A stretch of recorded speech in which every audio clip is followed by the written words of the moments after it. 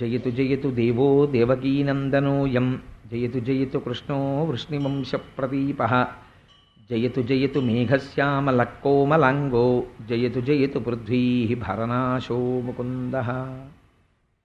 హరి ఓం. పరమేశ్వర స్వరూపమైన సభకి నమస్కారం. ఈనాడు నేను ప్రవచనం చెయ్యబోతున్నటువంటి విషయం మనందరికీ కూడా చాలా ఉపయుక్తకరమైనటువంటి విషయం.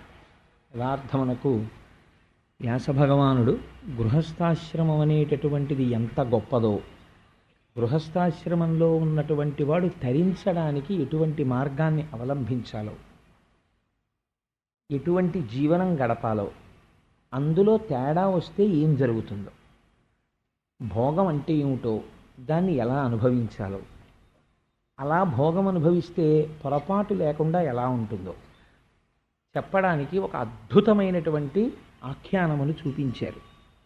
అది దేవహూతి కర్దమ ప్రజాపతుల యొక్క జీవితం. సాధారణంగా ఒక అయోమయం ఉంటుంది ప్రపంచంలో. బ్రహ్మచర్యము గొప్పదా, గృహస్థాశ్రమము గొప్పదా, సన్యాసము గొప్పదా, వానప్రస్థము గొప్పదా, ఏ ఆశ్రమము గొప్పది అని. అయితే నియమము కానీ కాదు. మీరు చూడండి, శ్రీమన్నారాయణుడి కోసం ఒక వ్యక్తి తపస్సు చేశాడు. తపస్సు చేస్తే భగవానుడు ప్రత్యక్షం అయ్యాడు అనుకోండి. అది ఎన్నాళ్ళు తపస్సు చేశాడు? ఒక 2 సంవత్సరాలో 3 సంవత్సరాలో 5 సంవత్సరాలో కాదు, ఒక 10,000 సంవత్సరములు తపస్సు చేశాడు అని మీరు అనుకోండి. 10,000 సంవత్సరములు తపస్సు చేసిన తర్వాత శ్రీమన్నారాయణుడు ఎదురుగుండా ప్రత్యక్షం అయ్యాడు అనుకోండి. ప్రత్యక్షం అయిన తర్వాత నీకేం కావాలయ్యా అని అడిగాడు అనుకోండి. నాకు మంచి పెళ్ళం కావాలి స్వామి అని అడిగాడు అనుకోండి. నేను ఇలా మీకు పురాణం చెప్పాను అనుకోండి. మీరు ఏమంటారు? వెంటనే చాలామంది నవ్వారు. అప్పుడే మీరేమంటారు? అదేమిటండి, శ్రీమన్నారాయణుడు కనపడితే మంచి పెళ్ళం కావాలని కోరుకోవడం ఏమిటండి, దానికి 10,000 సంవత్సరాలు తపస్సు ఎందుకు? 10 పెళ్లి చూపులు చూస్తే సరిపోయాయి, ఎక్కడో అక్కడ దొరుకుతుంది కదా ఆ పెళ్ళం. దానికి శ్రీమన్నారాయణుడి కోసం తపస్సు చేయడం ఎందుకండి అని మీరు అనుకుంటారు. కానీ గృహస్థాశ్రమ ప్రవేశం అనేటటువంటిది ఎక్కడ ప్రారంభం చెప్పండి? వివాహం దగ్గరే ప్రారంభం. కుభార్య కానీ దొరికిందనుకోండి, ఒక జీవితం పోతుంది. భార్య సరి అయినటువంటిది దొరకకపోతే, తనని అనువర్తించేటటువంటి భార్య జీవితంలో కానీ దొరకకపోతే, ఆ వ్యక్తి యొక్క జీవితం ఒక జన్మ నశించిపోతుంది, పాడైపోతుంది.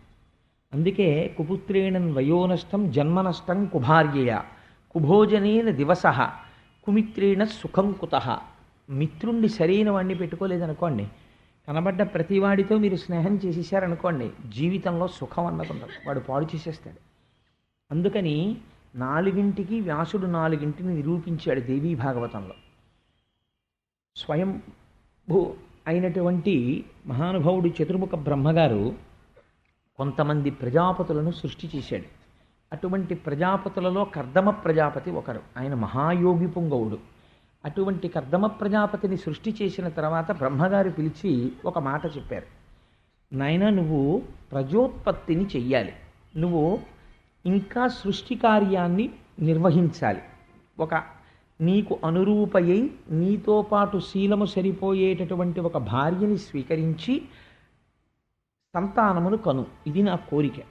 ఇది బాహ్యమునందు కర్దమ ప్రజాపతి యొక్క జీవితం. మీరు ఒకసారి దీన్ని అన్వయం చేసుకోండి. ఈ మాట మన తల్లిదండ్రులు కూడా అంటారు. మన తల్లిదండ్రులు వివాహం చేసుకున్నది దేని కొరకు? గృహస్థాశ్రమంలో ప్రవేశించిన తరువాత బిడ్డల్ని కనడం కొరకు. బిడ్డల్ని కన్న తర్వాత వాళ్ళు ఏం కోరుకుంటారు? అమ్మయ్య, నేను బిడ్డల్ని కనేసాను, ఇంకా వీడు గాలికి ధూళికి పోతే గొడవ వదిలిపోయిందని అనుకోడు. ఒక కర్తవ్యం ఉంటుంది. ఏమిటా కర్తవ్యం అంటే, మళ్ళీ తన కొడుకుని కూడా ఒక యోగ్యమైనటువంటి స్త్రీని చూసి కోడలుగా తెచ్చుకుని ఆ కొడుక్కి ఒక పిల్లనిచ్చి వివాహం చేస్తాడు. ఆయన్ని కూడా గృహస్థాశ్రమంలో ప్రవేశపెడతాడు. ఆయన్ని ఎందుకు గృహస్థాశ్రమంలో ప్రవేశపెడతారు అంటే, తను ఎలా బిడ్డల్ని కన్నాడో అలా తన కుమారుడు కూడా బిడ్డల్ని కనాలి. మనకి ఎందుచేత అంటే, జన్మచేత 3 రుణములు ఉంటాయి. నేనేం ప్రోనోటు రాయలేదండి, నేనేమి ఇప్పుడు అప్పు తేలేదు, నాకెక్కడ ఉంటుందండి అప్పు అని అడగడానికి వీలు లేదు. అందులో ప్రధానమైనటువంటి రుణం ఏమిటంటే పితృ రుణం. ఆ పితృ రుణం అంటే, తండ్రి గారు నన్ను కన్నారు, నేను పుట్టగానే నా తండ్రి గారికి రుణపడతాను. ఆ రుణం ఎలా తీరుతుంది అంటే నేను కూడా కొంతమంది బిడ్డల్ని కనాలి. ఆ బిడ్డల్ని కంటే నేను నా రుణం నుంచి విముక్తుడనవుతాను. అందుచేత మనుష్యుడికి అది ప్రధానమైనటువంటి ధర్మములలో ఒకటి. అందుకని గృహస్థాశ్రమ స్వీకారం చేస్తాడు.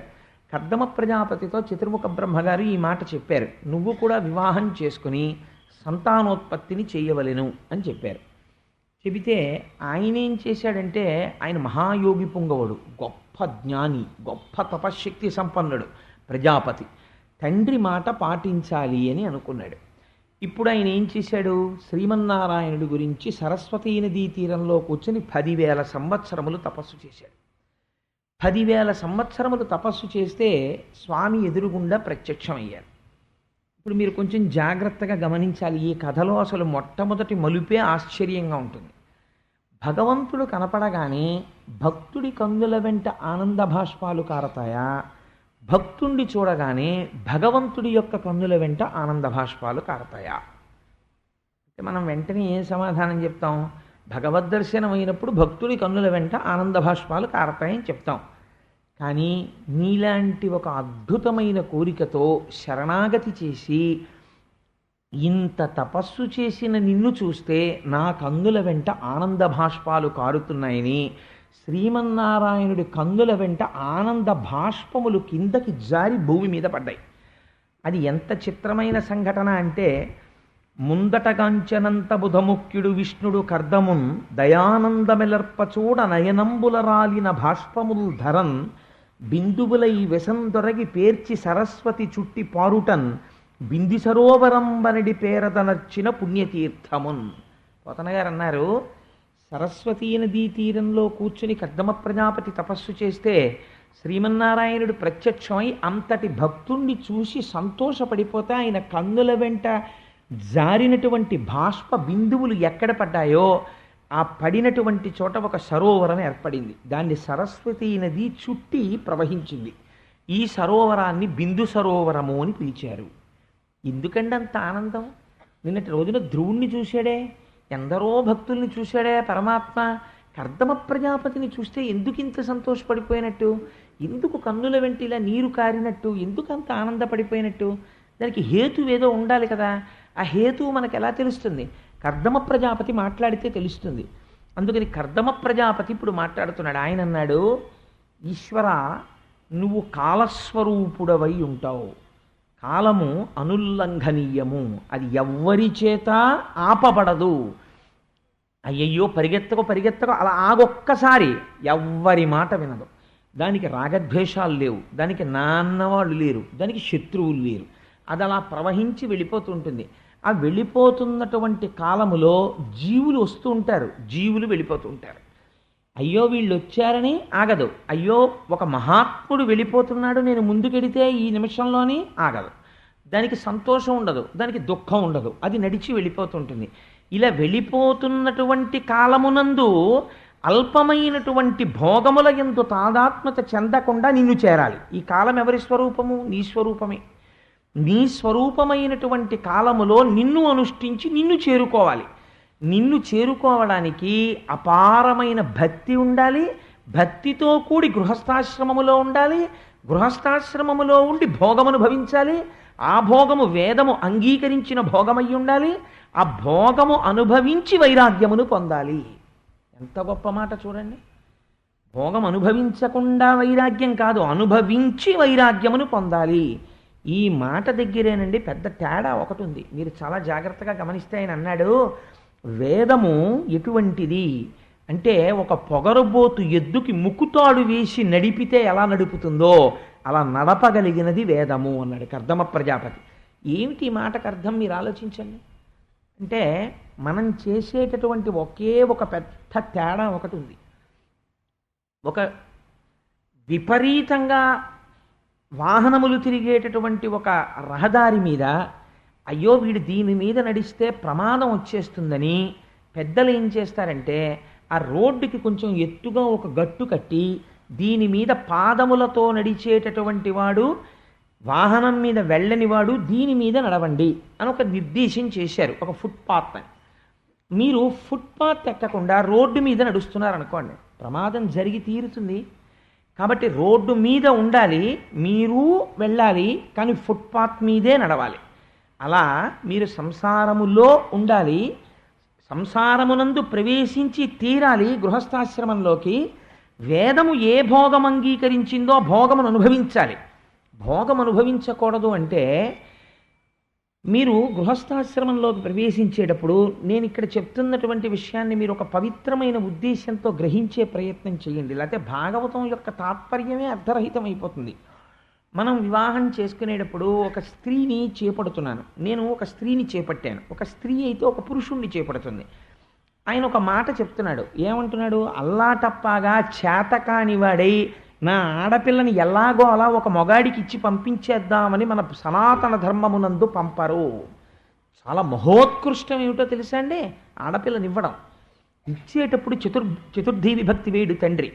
నమః చెప్పి నీకు ఇచ్చేస్తున్నానని ఇవ్వడు. తండ్రికి అధికారం ఉంటుంది. అందుకే కూతురు యొక్క సత్ప్రవర్తన చేత తండ్రి కూడా తరించిపోతాడు. లేకపోతే సీతమ్మ తల్లి యొక్క సౌశీల్యము చేత జనక మహారాజు గారి భార్య ఎలా తరిస్తారు? దానం ఇచ్చేస్తే దశరథ మహారాజు గారును ఆయన భార్యలు తరించాలి. మరి జనక మహారాజు గారు భార్య ఎలా తరించారు అంటే, మగపిల్లవాడు సత్ప్రవర్తన కలిగినటువంటి వాడై గయాక్షేత్రానికి వెళ్ళి తద్దినం పెడితే ఈయన తరిస్తాడు. ఆడపిల్ల ఆయన ఒక్క వేపే తరింపచేస్తాడు. కొడుకుకున్న లక్షణం ఏమిటంటే తన తండ్రిని మాత్రమే తరింపచేస్తాడు. తన మామగారిని పురుషుడు తరింప చేయలేడు. నేను చేసిన ధర్మం, నేను చేసిన పుణ్యం ఏమైనా ఉంటే నా తండ్రి గారిని తరింప చేయొచ్చు, నా తాతగారిని తరింప చేయొచ్చు, నా మామగారి తండ్రి గారినో ఎవరినో తరింప చెయ్యదు. అదొక పెద్ద లిమిటేషన్ ధర్మంలో. కానీ ఒక ఆడపిల్లకున్న గొప్పతనం ఏమిటో తెలుసా అండి? ఉభయ వంశాల్ని తరింపచేస్తుంది. ఇది మగవాడు చెయ్యలేడు. ఆడపిల్ల ఇక్కడ పుడుతుంది, కన్యాదానం చేసి పంపిస్తాం. పంపించిన తర్వాత వేరొక ఇంటికి కోడలవుతుంది. వేరొక ఇంటికి కోడలై నా కుమార్తె యొక్క సౌశీల్యము చేత, దాని నడువడి చేత అటు అత్తవారి వంశాన్ని ఉద్ధరిస్తుంది, ఇటు నన్ను ఉద్ధరిస్తుంది. ఇద్దరిని ఉద్ధరించగలిగినది ఆడపిల్ల మాత్రమే. మగపిల్లవాడు అలా ఉద్ధరించలేడు. అటువంటి ఆడపిల్లని చేతావాత కాకుండా దొరికాడు కదా అని ఇవ్వరు. మామగారు ఇచ్చేటప్పుడు కన్యాదాత కొన్ని ప్రమాణములను అడుగుతాడు. వీటిని అతిక్రమించకుండా ఉండగలవా అడుగుతాడు. ధర్మేచ, నీవు ధర్మము చేసేటప్పుడు ఈవిడని ఉపకరణముగా తీసుకోగలవా? దేనికి ఇస్తున్నానో తెలుసా? మీ ఇద్దరూ కలిసి ధర్మపథమునందు చెరించి నీ చేతి, నువ్వు నా కుమార్తె యొక్క చేతిని పట్టుకుంటావు. పాణిగ్రహణం అంటారు. అందుకే అరచేతిని అరచేతితో వేళ్ళు కూడా బాగా తగిలేటట్టు రాసి పట్టుకుంటే కొడుకులు కూతుళ్ళు పుడతారు. ఒక్క వేళ్ళు మాత్రమే తగిలితే ఆడ సంతానం పుడుతుంది. అరచెయ్యి ఒక్కటే తగిలి మంత్రం చెప్తున్నప్పుడు వేళ్ళు తగలకపోతే కొడుకులు మాత్రమే పుడతారు. పాణిగ్రహణ మంత్రానికి అంత రహస్యం ఉంది. నేను అరచేతిని అరచేతితో వేళ్ళకి బాగా తగిలేటట్టు రాసి పట్టుకోవాలి, మొహమాటం లేకుండా, పాణిగ్రహణం చేసేటప్పుడు. అయితే అవన్నీ ఉన్నాయా అండి అంటే, మీరు ఎప్పుడైనా వివాహ విధి వింటే ఆశ్చర్యపోతారు. ఎప్పుడైనా మా బావగారు అచ్చయ్య శాస్త్రి గారు అమ్మాయి వివాహం జరిగినప్పుడు వాళ్ళ అమ్మాయి వివాహానికి వివాహ విధి గురించి ఉపన్యాసం చెప్తానని మాట ఇచ్చాను మా బావగారికి. సరే, అందుచేత ఎందుకు ఈ మాట చెప్పానంటే, మనకి ప్రతి దాంట్లో ఒక ధర్మం ఉంటుంది, ఒక పవిత్రత ఉంటుంది మనం చేసే పనిలో. తప్ప ఏదో వేలంబరం కింద చెయ్యరు. ధర్మేచ, నీకు ఈవిడ ధర్మపత్ని. అర్ధేచ, అర్థమునందు ఈవిడ్ని నువ్వు దాటకుండా ఉండాలి. ఏమిటి అర్థం అంటే? అర్థం అంటే డబ్బులు కావండి. అర్థం అంటే ఏమిటో తెలుసా? హృదయక్షేత్రము నుండి పురుషుడి యొక్క తేజస్సు కదులుతుంది. హృదయక్షేత్రము నుండి కదిలినటువంటి తేజస్సుని ఎక్కడా నిక్షేపించడానికి వీల్లేదు. కేవలము దాని ధర్మపత్ని యందు మాత్రమే నిక్షేపించాలి. అది ఏ ధర్మబద్ధమైన కామము. దాని వలన కలిగే అర్థమేది? మళ్ళీ తానే ఆమె కడుపు నుంచి కొడుకుగా వస్తాడు. అందుకని ఇప్పుడు ఏమైంది? ధర్మ అర్థ కామముల యందు ఈ క్షేత్రమును నువ్వు అతిక్రమించనని మాటి, నేను ఈ అమ్మాయిని నువ్వు ఉద్ధరింపబడడానికి నీకు ఇస్తాను, పిచ్చి పిచ్చిగా ప్రవర్తిస్తే తీసుకుపోతాను మళ్ళీ అని చెప్తాడు తండ్రి. అంటే ఆ మాట అనకూడదు కాబట్టి అనడంతే. అంటే దాని అర్థం అదే, నువ్వు ఇలా ఉంటే ఉంటుంది నీతోనే, అలా ఉండాలి. కాబట్టి ధర్మేచ అర్ధేచ కామేచ నాతిచరామి, నేను ఈ స్త్రీని అతిక్రమించను. ఇప్పుడు భారతీయ సాంప్రదాయంలో భార్య దేని కొరకు అంటే ముందు తాను ధర్మమునందు నడచుట కొరకు ధర్మపత్ని అయి తాను నడవాలి, ఆవిడ నడవాలి, ఇద్దరూ కలిసి నడవాలి. నడిచి ఏం చెయ్యాలి? ఆయన ఈవిడ్ని ఉద్ధరించాలి, ఈవిడ ఆయన్ని ఉద్ధరించాలి. ఇద్దరూ ఒకరినొకరు ఉద్ధరించుకుంటూ నడవాలి. అలా నడవడానికి సంసారం. ఇప్పుడు మీరు ఈ నడవడంలో ఒక గమ్మత్తుంది. శత్రువులెవరు? ఇంద్రియములే. ఈ ఇంద్రియములకి సుఖం ఏమిటో తెలియచెప్పలేదనుకోండి, మీరు దీనికి ఏదో రుచి, ఇప్పుడు మిగిలినటువంటి తుచ్చమైన విషయముల గురించి పోని పక్కన పెట్టండి. ఒక రుచికరమైన ఆహారమును తినడం మీద రసేంద్రియములకు మక్కువ ఉంది. ఏదో ఈ కూర తిందాం, ఈ పులుసు తిందాం, వంకాయ పచ్చి పులుసుగా తిందాం, వంకాయ పెరుగు పచ్చడిగా తిందాం, ఎన్ని కోరికలు. అదే వంకాయ, ఇన్ని కోరికలు ఉన్నాయి. కానీ అప్పుడు ఎలా తీరుతుంది? సంసారమునందుండి అందులో ఏమాత్రమూ తప్పు లేదు. నువ్వు తినవచ్చు, భోగం అనుభవించవచ్చు. వంకాయ తినద్దని వేదం ఏం చెప్పలేదు నీకు, తినచ్చు. కానీ వైరాగ్యం అంటే ఏమిటో తెలుసా అండి? చాలామంది ఒక పొరపాటు పడుతుంటారు. వైరాగ్యం తనంత తాను కదిలి వచ్చే వస్తువు కాదు. వైరాగ్యం ఎలా వస్తుందో తెలుసా? మీరు లోపల ఒక పరిశీలన చేస్తుంటే వైరాగ్యం వస్తుంది. ఆ పరిశీలన ఏమి అంటే ప్రతి క్షణం జరుగుతూ ఉండాలి. ఉదాహరణ ఒక్కటి చెప్తాను మీకు. నాకు ఏదో ఒక అరటికాయ బజ్జీ అంటే చాలా ఇష్టం అనుకోండి. నాకు ఒక భార్య ఉంది కదా, దాని పని ఏమిటి? ఈ శరీరాన్ని పోషిస్తూ ఉంటుంది. అందుకని చాలా చక్కగా అరటికాయ బజ్జీలు వేసి ఓ పచ్చడి చేసి నాకు పళ్ళెంతో తెచ్చిపెట్టింది అనుకోండి. తినేసి ఇంకో పళ్ళెం ఇంకా చేశాను తినండి అని ఇంకా పళ్ళెంలో పోసింది అనుకోండి. నీ మొహం ఇచ్చా ఇంకా తినలేనని పక్కన పారేసి వెళ్ళిపోవడం కాదు. అలా అయితే మీకు ఎప్పటికీ వైరాగ్యం రాదు. బోధలలోంచి వాటిల్లోంచి వైరాగ్యం వస్తుందని మీరు అనుకుంటే పొరపాటు అండి. అలా వచ్చే వైరాగ్యం చాలా లిమిటెడ్, కొద్దిగా వస్తుంది. వైరాగ్యం ఎక్కడి నుంచి వస్తుందో తెలుసా అండి? Through introspection, through self check. మిమ్మల్ని మీరు పరిశీలించుకోవడంలో వస్తుంది. ఇప్పుడు మీరు ఆది ఒక ప్రశ్న వేయాలి.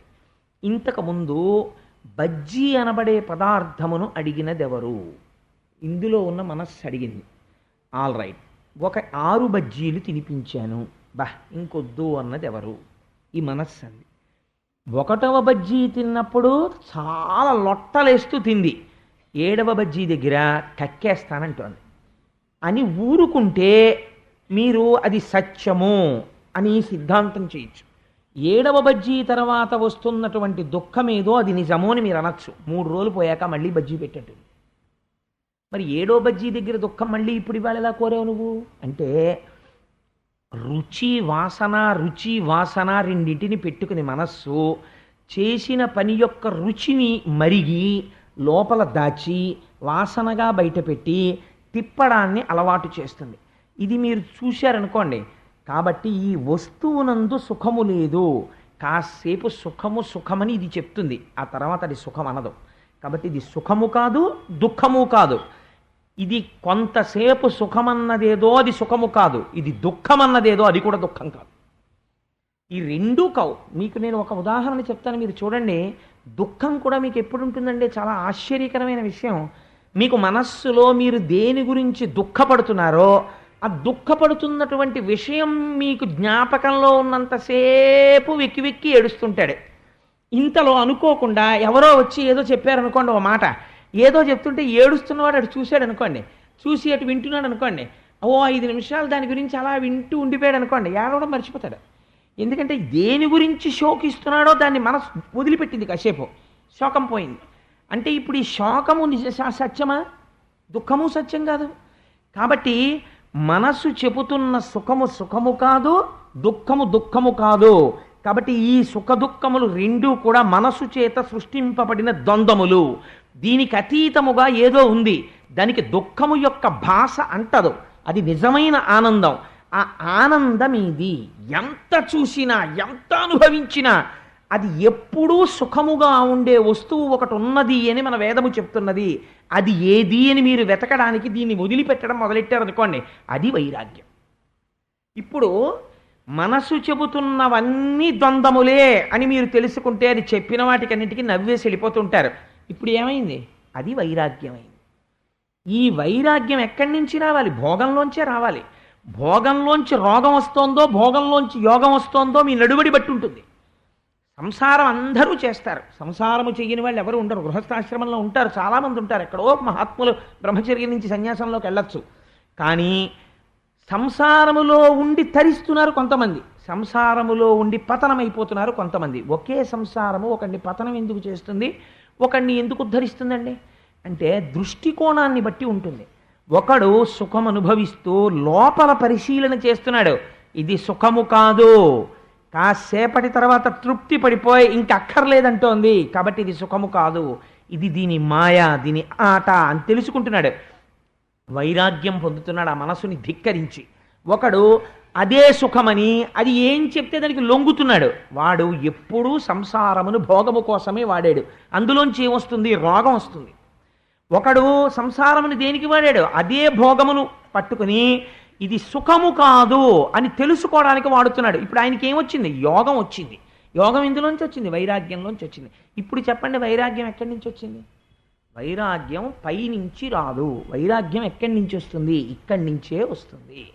ఇక్కడి నుంచి ఎలా పుడుతుంది, సడన్గా అలాగ ఉండడం కాదు, మీ పరిశీలన చేత అది పుడుతూ వస్తుండడం ప్రారంభం చేస్తుంది. అది మెల్లగా మనస్సే కారణము అని స్థిరమైన నిర్ణయం ఏర్పడిపోతే ఇంటోటో సంపూర్ణముగా మనస్సు చెప్పిన మాటని తిరస్కరిస్తుంది. అప్పుడు గట్టి వైరాగ్య భావన నిలబడుతుంది. దీనికి సంసారమును ఆలంబనముగా చేసుకుని నడుస్తారు కొందరు, సంసారమందలి భోగమునందు మగ్నమైపోతాడు ఒకడు. ఇంతే తేడా. ఇప్పుడు గృహస్థాశ్రమాన్ని ఎలా వాడుకోవాలి, నోటి మాటతో చెప్తే కుదరదు. ఒక మహాత్ముడి జీవితాన్ని మీకు తీసుకొచ్చి చూపిస్తున్నారు వ్యాసుల వారు, అది ఆయన ప్రయత్నం. ఇప్పుడు ఈ కోణంలో మీరు వినండి.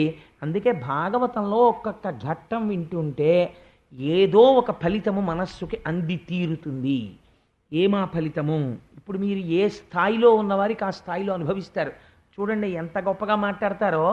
కర్దమ ప్రజాపతిని చూసి శ్రీమన్నారాయణుడు కన్నుల వెంట నీరు కార్చుట ఏమి, ఆనంద భాష్పములు రాలుట ఏమి, ఆనందము దుఃఖము అని రెండు లేని వాడికి ఆనంద భాష్పాలు రావడం ఏమిటి అంటే, ఈయన కోరబోతున్న కోరిక ఏమిటో ఆయనకి తెలిసి ఆయన భార్యను అడగబోతున్నాడు. భార్య కోసం తపస్సు చేసిన వాడు ఎవడున్నాడు ప్రపంచంలో 10,000 సంవత్సరాలు? అంటే గృహస్థాశ్రమంలో తరించడానికి ఏది మార్గమో లోకులకు చెప్పి గృహస్థాశ్రమము యొక్క వైశిష్ట్యమును ఆవిష్కరించగలిగిన ఒక మహాపురుషుడు ఇవాళ నా గురించి తపస్సు చేశాడు. వేదము చెప్పడం కాదు, ఇవాళ నిరూపిస్తున్న ఒక మహాత్ముడు నా ఎదుట నిలబడ్డాడు. ఒక భార్య యొక్క గొప్పతనాన్ని చెప్పగలిగిన వాడు నిలబడుతున్నాడు. ఇది ఆయన ఆనందం. కన్నుల వెంట నీరు కారింది శ్రీమన్నారాయణుడికి, ఆనంద భాష్పాలు పడ్డాయి. అది బిందు సరోవరమైనది. ఎంత ఉత్కృష్టమైన స్థితి చూడండి మీరు అసలు అందులోనే.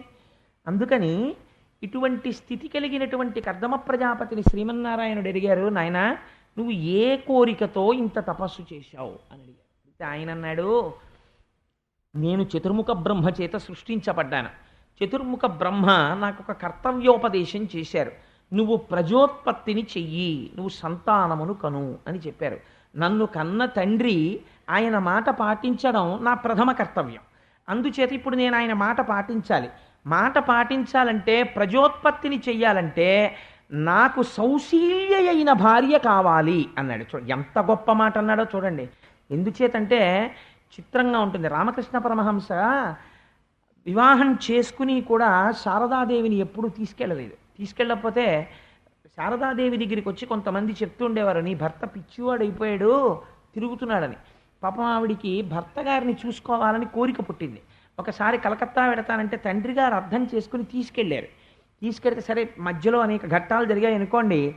రామకృష్ణ పరమహంస దగ్గరికి చేరుకున్న తర్వాత మొట్టమొదటి రాత్రి రామకృష్ణ పరమహంస శారదాదేవిని పిలిచి అన్నారు, చూడు నేను నిన్ను వివాహం చేసుకున్నాను, పరమ యథార్థం, నువ్వు నాకు భార్యవి, నేను నీకు భర్తని.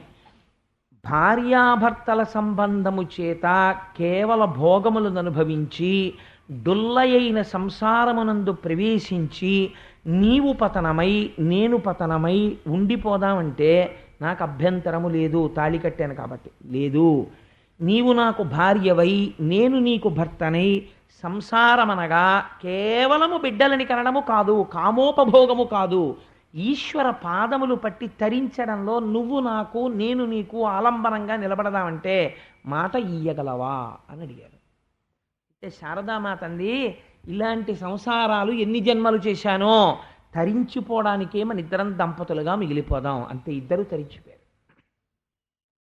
ఇప్పుడు భార్య సౌశీల్య కాలేదనుకోండి. అందుకే కోడల్ని తేవడానికి, భార్యని తేవడానికి కొడుక్కి అధికారం ఎవరిది అంటే, ఆ అధికారం ఎవరిదో తెలుసా అండి?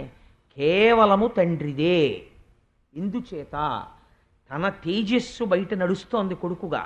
ఆయనకి ఎటువంటి భార్య అయితే ఆయన తరించగలడో, తండ్రి గుర్తుపట్టగలడో, అందుకని తండ్రి వెతికి తీసుకురావాలి కోడల్ని. కాబట్టి ఇప్పుడు ఎవరు ఆయనకి తండ్రి? శ్రీమన్నారాయణుడే తండ్రి. బ్రహ్మకి శ్రీమన్నారాయణుడికి అభేదం మీరు వింటున్నారు కదా రోజు. అందుకని ఇప్పుడు తండ్రి నిర్ణయించాలి. ఇది ఎంత లౌకికమైనటువంటి ధర్మాన్ని ఆవిష్కరిస్తున్నాడో చూడండి. తను వెతుక్కోలేక చేతకానివాడై కాదు, తను తరించడానికి గృహస్థాశ్రమంలో తన తండ్రి చెప్పాలి తనకి అనుకూలవతి అయిన ఇల్లాలెవరో. ఇటువంటి వాడిని చూసి ఆనంద భాష్పాలు రాల్చాడు. నాన్నగారు మీరు చెప్పిన పుస్తకాలు చదువుకున్నాను, మీరు చెప్పిన కోర్సు చదివాను, మీరు చెప్పిన ఉద్యోగం చేశాను, నా మనస్సు నాది, మీరు చెప్పిన పిల్లలు నేనెందుకు చేసుకుంటానన్నవాడు కొడుకు కాడు. అలా కొడుకు యొక్క సౌశీల్యాన్ని చూడగలిగిన వాడై ఉండాలి తండ్రి. ఈ అమ్మాయి అయితే నీకు కట్నం ఎక్కువ తీసుకొస్తుందిరా అన్నవాడు కాడు తండ్రి. ఇటువంటి పిల్లని చేసుకుంటే మన వంశం తరిస్తుందిరా అని చెప్పినవాడు తండ్రి. అందుచేత మహానుభావుడు రామాయణంలో అంటారు, ప్రియాతు సీత రామస్య దారాహ పితృకృత ఇతి.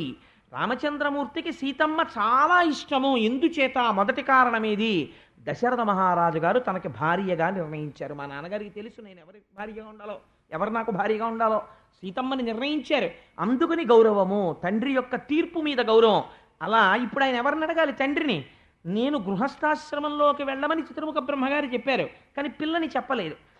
ఏ పిల్ల నాకు సౌశీల్యవతియో, ఏ పిల్లని నేను చేసుకుంటే తరించగలనో, కేవలము ధర్మేచా అర్థేచా కామేచా నాతి చరామి అని బూట్లు వేసుకుని, టై కట్టుకుని, కోట్ వేసుకుని, పెళ్ళవకముందే రిసెప్షన్లో పక్క పక్కన కుర్చీల్లో కూర్చుని వచ్చిన పెద్దలకి బూట్లు ఇప్పకుండా నమస్కారాలు పెట్టిన పెళ్ళిళ్ళు కావు. ఇలా ఆలోచించిన పెళ్ళిళ్ళు. అందుకని ఆయన అన్నాడు, ఎవరిని నేను వివాహం చేసుకోవాలో నిన్ను అడుగుతున్నానయ్యా తండ్రి, నువ్వు నవ్వకు. ఏమిటయ్యా, కల్పవృక్షం లాంటి నేను ప్రత్యక్షమైతే మోక్షం అడగకుండా, వేరొకటి అడగకుండా భార్య కావాలని అడుగుతావేమిటంటావేమో తండ్రి. కాలమునందు భోగమే మనిషిని పాడు చేస్తుంది. ఆ భోగము పాడు చెయ్యకుండా నాతో కలిసి నడవగలిగినటువంటి సౌశీల్యవతి నాకు కావాలి. సంసార సంబంధమైనటువంటి భోగమును అనుభవించాలి, కానీ ఇద్దరం తరించగలగాలి. అది కదా ధర్మపత్ని అంటే. ఇద్దరము తరించడానికి అనుకూలమైన మనః పరిణతి కలిగినటువంటి సౌశీల్యవతి అయినటువంటి ఒక ఇల్లాలిని నాకు నువ్వు కుదుర్చు అని అద్భుతమైన స్తోత్రం చేశాడు. చేస్తే ఆయన అన్నారు, నేను కూడా నువ్వు ఈ కోరిక అడుగుతావని తెలుసు. ఆయనకి తెలియదండి, సమస్త చరాచర ప్రపంచమునందు నిండి నిబిడీకృతమైన వాడికి విష్ణువు అని పేరు. మొన్న స్వామి చెప్పారు కదా, వ్యాపకత్వము కలిగి ఇందులో అందులో అని మీరు చెప్పడానికి వీలు లేకుండా అంతటా నిండిపోయిన వాడెవరో, అంతర్బహిష్ట తత్సర్వం వ్యాప్య నారాయణ స్థిత, లోపల బయట నిండిపోయిన వాడిని నారాయణుడని పిలుస్తారు. అంతటా నిండిపోయిన వాడిని ఒక రూపంతో కనపడమని అడిగితే అది తపస్సు. అలాంటి వాళ్ళని అనుగ్రహించడానికి ఆయన ఒక రూపంతో కనపడతాడు. ఒక రూపంతో కనపడ్డాడు, కనబడితే స్తోత్రం చేశాడు. నల్ల కలువలా ఉన్నటువంటి నీ స్వరూపానికి నమస్కారం, నీ చేతిలో ఉన్నటువంటి శంఖచక్ర గదా పద్మములకు నమస్కారం, నీ పాద పద్మములకు నమస్కారం. తండ్రి, నువ్వు వేదము చేత స్తుతింపబడిన వాడివి, మాంసనేత్రము చేత చూడబడని వాడివి, అంతటా నిండి నిబిడీకృతమైన వాడివి, ఈ లోకములను హేళగా సృష్టించిన వాడివి, వీటిని నిలిపిన వాడివి, తుదకు నీలోనికి తీసుకునేటటువంటి వాడివి. అటువంటి వాడివి నాయందు అనుగ్రహించి నేను చూడడానికి వీలుగా ఒక రూపముతో దర్శనమిచ్చావు, నేను కృతజ్ఞుడను అని నమస్కరించాడంతే భావన. స్తోత్రం అంటే అదే ఉంటుందంతే దాని తీర్పు. నమస్కరిస్తే ఆయన అన్నాడు, నాకు చాలా సంతోషం కలిగిందో కర్దమ ప్రజాపతి, నీ స్తోత్రానికి నీ మాటకి నీకు కావలసిన భార్యని నిర్ణయించాను. ఎల్లుండి ఇక్కడికి స్వయంభవ మనువు వస్తున్నాడు. స్వయంభవ మనువుకి 3 కుమార్తెలున్నారు. అకూతి, దేవహూతి, ప్రసూతి. ప్రసూతిని దక్ష ప్రజాపతికి ఇచ్చి వివాహం చేశారు. అందులో దేవహూతి అనబడేటటువంటి పిల్ల నీకు తగినటువంటి కన్య. ఆ దేవహూతిని రథం మీద కూర్చోపెట్టుకుని వస్తున్నాడు స్వయంభవమనువు. నిన్ను అడుగుతాడు, పిల్లనిస్తాను స్వీకరించమని. ఆ పిల్లని స్వీకరించు, మీరిద్దరూ గృహస్థాశ్రమంలో తరిస్తారు అని ఆశీర్వదించి స్వామి తనతో వచ్చినటువంటి గరుడ వాహనం మీద కూర్చుని గరుడ వాహనము యొక్క రెక్కల సవ్వడి వినపడుతుండగా వెళ్ళిపోయాట. మీకు ఎంత గమ్మత్తుగా చెప్తారంటే వ్యాసుల వారు, ఒక విమానం వెళ్ళిపోతున్నప్పుడు వచ్చేటటువంటి టేక్ ఆఫ్ సౌండ్ వేరు. మన మిమిక్రీ చేసేవాళ్ళు అందుకే విమానం ఎగిరిపోతే ఎలా ఉంటుంది అన్న ధ్వని చేస్తారు. అది మనకి గమ్మత్తుగా ఉంటుంది. ఎప్పుడూ మనం ఎక్కలేదు కాబట్టి లేకపోతే ఎక్కిన మహాత్ములు ఉండొచ్చు అనుకోండి, ఓహో విమానం వెళ్ళిపోతే అలా ఉంటుందా అని వింటూ ఉంటాం. కానీ గరుడ వాహనం వెళ్ళిపోతుందిట రెక్కలు అల్లారుస్తూ ఇలాగా వెళ్ళిపోతుంటే గరుడు రెక్కలు కదుపుతున్నప్పుడు వచ్చిన శబ్దం ఏమిటో తెలుసా అండి? ఒక రెక్కలోంచి ఋగ్వేదము, ఒక రెక్కలోంచి సామవేదము కర్దమ ప్రజాపతి విన్నట్ట. అంటే ఇప్పుడు గరుడ వాహనం అంటే ఒక పక్షి కాదు, వేదమే. వేదము చేత ప్రతిపాదింపబడిన బ్రహ్మమే శ్రీమన్నారాయణుడు. కాబట్టి అది పైకి స్థూలంగా దర్శనమిచ్చినప్పుడు గరుడ వాహనం మీద ఉంటాడు. ఆ గరుడ వాహనం వెళ్ళిపోతున్నప్పుడు రెక్కలు అల్లారిస్తే వచ్చే ధ్వని ఏమిటి? వేదధ్వని వచ్చింది. ఆ రుక్ సామ వేద మంత్రములను కర్దమ ప్రజాపతి విని పొంగిపోయాట. ఇటువంటి స్థితి ఎంతమందికి దక్కుతుంది చూడండి. ఇటువంటి స్థితిలో ఉన్న కర్దమ ప్రజాపతి నిర్మించుకున్నటువంటి ఆ ఆశ్రమ వాటిక ఎంత అందంగా ఉంటుందో చెప్తారు. అందు తమాల సాల వకుళార్జన నింబ కదంబ పాటలీ చందన నారికేళ ఘనసార శిరీష లవంగ లుంగ మాకంద చందన క్రిముక కాంచన బిల్వ కపిత్థ మల్లికాకుంద మధూక మంజుల నికుంజములందన రారి వెండియున్ మల్లెలు, జాజులు, వెలగలు, పెద్ద పెద్ద మారేడు చెట్లు, పెద్ద పెద్ద మామిడి చెట్లు, పెద్ద పెద్ద వేప చెట్లు, ఇటువంటి వాటితో కూడినదై మనం అరుణాచలం వెళ్ళినప్పుడు ఎప్పుడైనా ఆ విరూపాక్ష గుహ దాటిపోయి స్కందాశ్రమం దగ్గరికి వెడితే అక్కడ ఒక పెద్ద చెట్టు ఉంటుంది. ఆ చెట్టుని చూస్తే నాకు అనిపిస్తూ ఉంటుంది, ఇక్కడ రమణులు వాళ్ళ అమ్మగారికి మోక్షం ఇచ్చినప్పుడు కొంతమంది చుట్టూ ఉన్నారు, వాళ్ళు ఇప్పుడు ఎవరూ బహుశా లేరు. ఆ తర్వాత వచ్చిన వాళ్ళు బోర్డు మాత్రమే చూస్తున్నారు, this is the place where Ramana Maharshi has granted మోక్ష టు హిస్ బిలౌడ్ మదర్ అని. సో ఆ గదిని మాత్రమే కొంతమంది చూస్తున్నారు. కానీ రమణ మహర్షి వాళ్ళ అమ్మగారికి మోక్షం ఇస్తున్నప్పుడు చూసిన దానివి నువ్వే, అప్పుడు చిన్న చెట్టుగా ఉన్నావు. ఆ తర్వాత ఇక్కడ ఈ స్కంధాశ్రమాన్ని ఇలా అందరూ చూడడానికి వీలుగా కడుతున్నప్పుడు నువ్వు ఉన్నావు, ఇప్పుడు మేము వచ్చి చూస్తున్నప్పుడు నువ్వు ఉన్నావు. ఇంతమంది యొక్క అనుభూతులను చూడడానికి సాక్షిగా ఉన్నదానివి నువ్వు ఒక్కదానివే, నీవే నిజమైన పరబ్రహ్మానివి అని నేను ఆ పెద్ద చెట్టుకి నమస్కారం చేస్తుంటాను అప్పుడప్పుడు స్కందాశ్రమంలో. అలాగా ఇన్ని రకాల చెట్లతో ఉంటే నిజంగా అది ఎంత పైకి వర్ణించడం కాదండి. మనం అంటే ఇవాళ చెట్టు అనేటటువంటి దాని అందం ఏమిటో మనకేం తెలుసు అసలు? శబరిమల వెడితే చూడాలి చెట్ల అందం అంటే ఏమిటో. ఇంతంత మానుతో రెండు చేతులతో ఇలా కౌగిలించుకుందామంటే రెండు చేతులు ఇంతకన్నా పట్టవు, అంత పెద్ద పెద్ద మానుతో ఉండి ఇక్కడ మనం నిలబడితే ఈ చెట్టు కొమ్మలు అక్కడ వరకు వ్యాప్తి చెంది సూర్యుడు ఎటు తిరిగినా సరే కిరణములు మాత్రం వచ్చి దాని మొదట్లో పడవు. అంత పెద్ద నీడతో కూడుకుని ఎన్నో కొన్ని వేల పక్షులకు ఆలవాలమైనటువంటి ఒక చెట్టు వంక మీరు చూశారనుకోండి, నిజంగా అదో పెద్ద జనతా అపార్ట్మెంట్లా ఉంటుంది. అయ్య బాబోయ్ ఎంత బాగుందిరా ఈ చెట్టు అనిపిస్తుంది. అలాంటి చెట్లు, ఆ చెట్ల కల్లుకున్నటువంటి తీగలు, అందులో సరోవరాలు, అంత అందమైనటువంటి ఆశ్రమంలో కర్దమ ప్రజాపతి అక్కడ కూర్చునున్నారు. కూర్చునుంటే శ్రీమన్నారాయణుడు చెప్పినటువంటి రోజు రానే వచ్చింది. స్వయంభౌమనువు చేతిలో ధనస్సు పట్టుకుని రథం మీద తన భార్య అయిన శతరూపతోటి తన కుమార్తె అయినటువంటి దేవహూతితోటి వచ్చారు. వచ్చి కర్దమ ప్రజాపతి యొక్క దర్శనం చేశారు. చేసి ఎంత అందంగా మాట్లాడతారో చూడండి. కర్దమ ప్రజాపతి వయస్సులో చిన్నవాడు, స్వయంభౌమనువు పెద్దవాడు. కానీ జ్ఞానము చేత కర్దమ ప్రజాపతి పెద్దవాడు, స్వయంభౌమనువు చిన్నవాడు. అందుచేత కర్దమ ప్రజాపతి పాదములకు స్వయంభౌమనువు నమస్కరించాడు. నమస్కరించి సరసిజ గర్భుడు తనచే విరచితమైనట్టి వేద వితతుల నెల్లన్ ధరవెలయించుటకై బుధవర మింబుం తన ముఖంబు వలన సృజించెన్. అంటే ఇప్పుడు దేన్ని చెప్తున్నాడంటే పురుష సూక్తం చెప్తున్నాడు. బ్రాహ్మణోస్య ముఖమాసీ బాహూరాజన్యకృత. అయ్యా, చతుర్ముఖ బ్రహ్మగారు మొట్టమొదట వేదాన్ని తన నోటితో పలికి ఆ వేదాన్ని రక్షించడం కోసం, ఆ వేదాన్ని వ్యాప్తి చెయ్యడం కోసం తన ముఖమండలంలోంచి బ్రాహ్మణుల్ని సృష్టించాడు. అటువంటి ప్రజాపతులలో నువ్వు ఒకడివి. అటువంటి నీ పాదపద్మములకు వంగి స్వయంభౌమనువు నమస్కరిస్తున్నాడు అని నమస్కరిస్తే కర్దమ ప్రజాపతి సంతోషించి అన్నారు, మహారాజా నీ ధనస్సు చూస్తేనే భయం వేస్తుంది. అటువంటి రాజు నాకు చారులైనటువంటి వాళ్ళు రాజ్యంలో జరుగుతున్న విశేషాలు చెప్తారులే అని ఎక్కడో రాజధాని యందు కూర్చుని ఉండకూడదు, భూమండలమంతా పర్యటిస్తూ ఉండాలి. ధర్మాన్ని నాలుగు చెరగులా స్థాపించడం కోసం ధనస్సు చేతపట్టి నువ్వు తిరుగుతున్నావు, చాలా సంతోషం కలిగింది.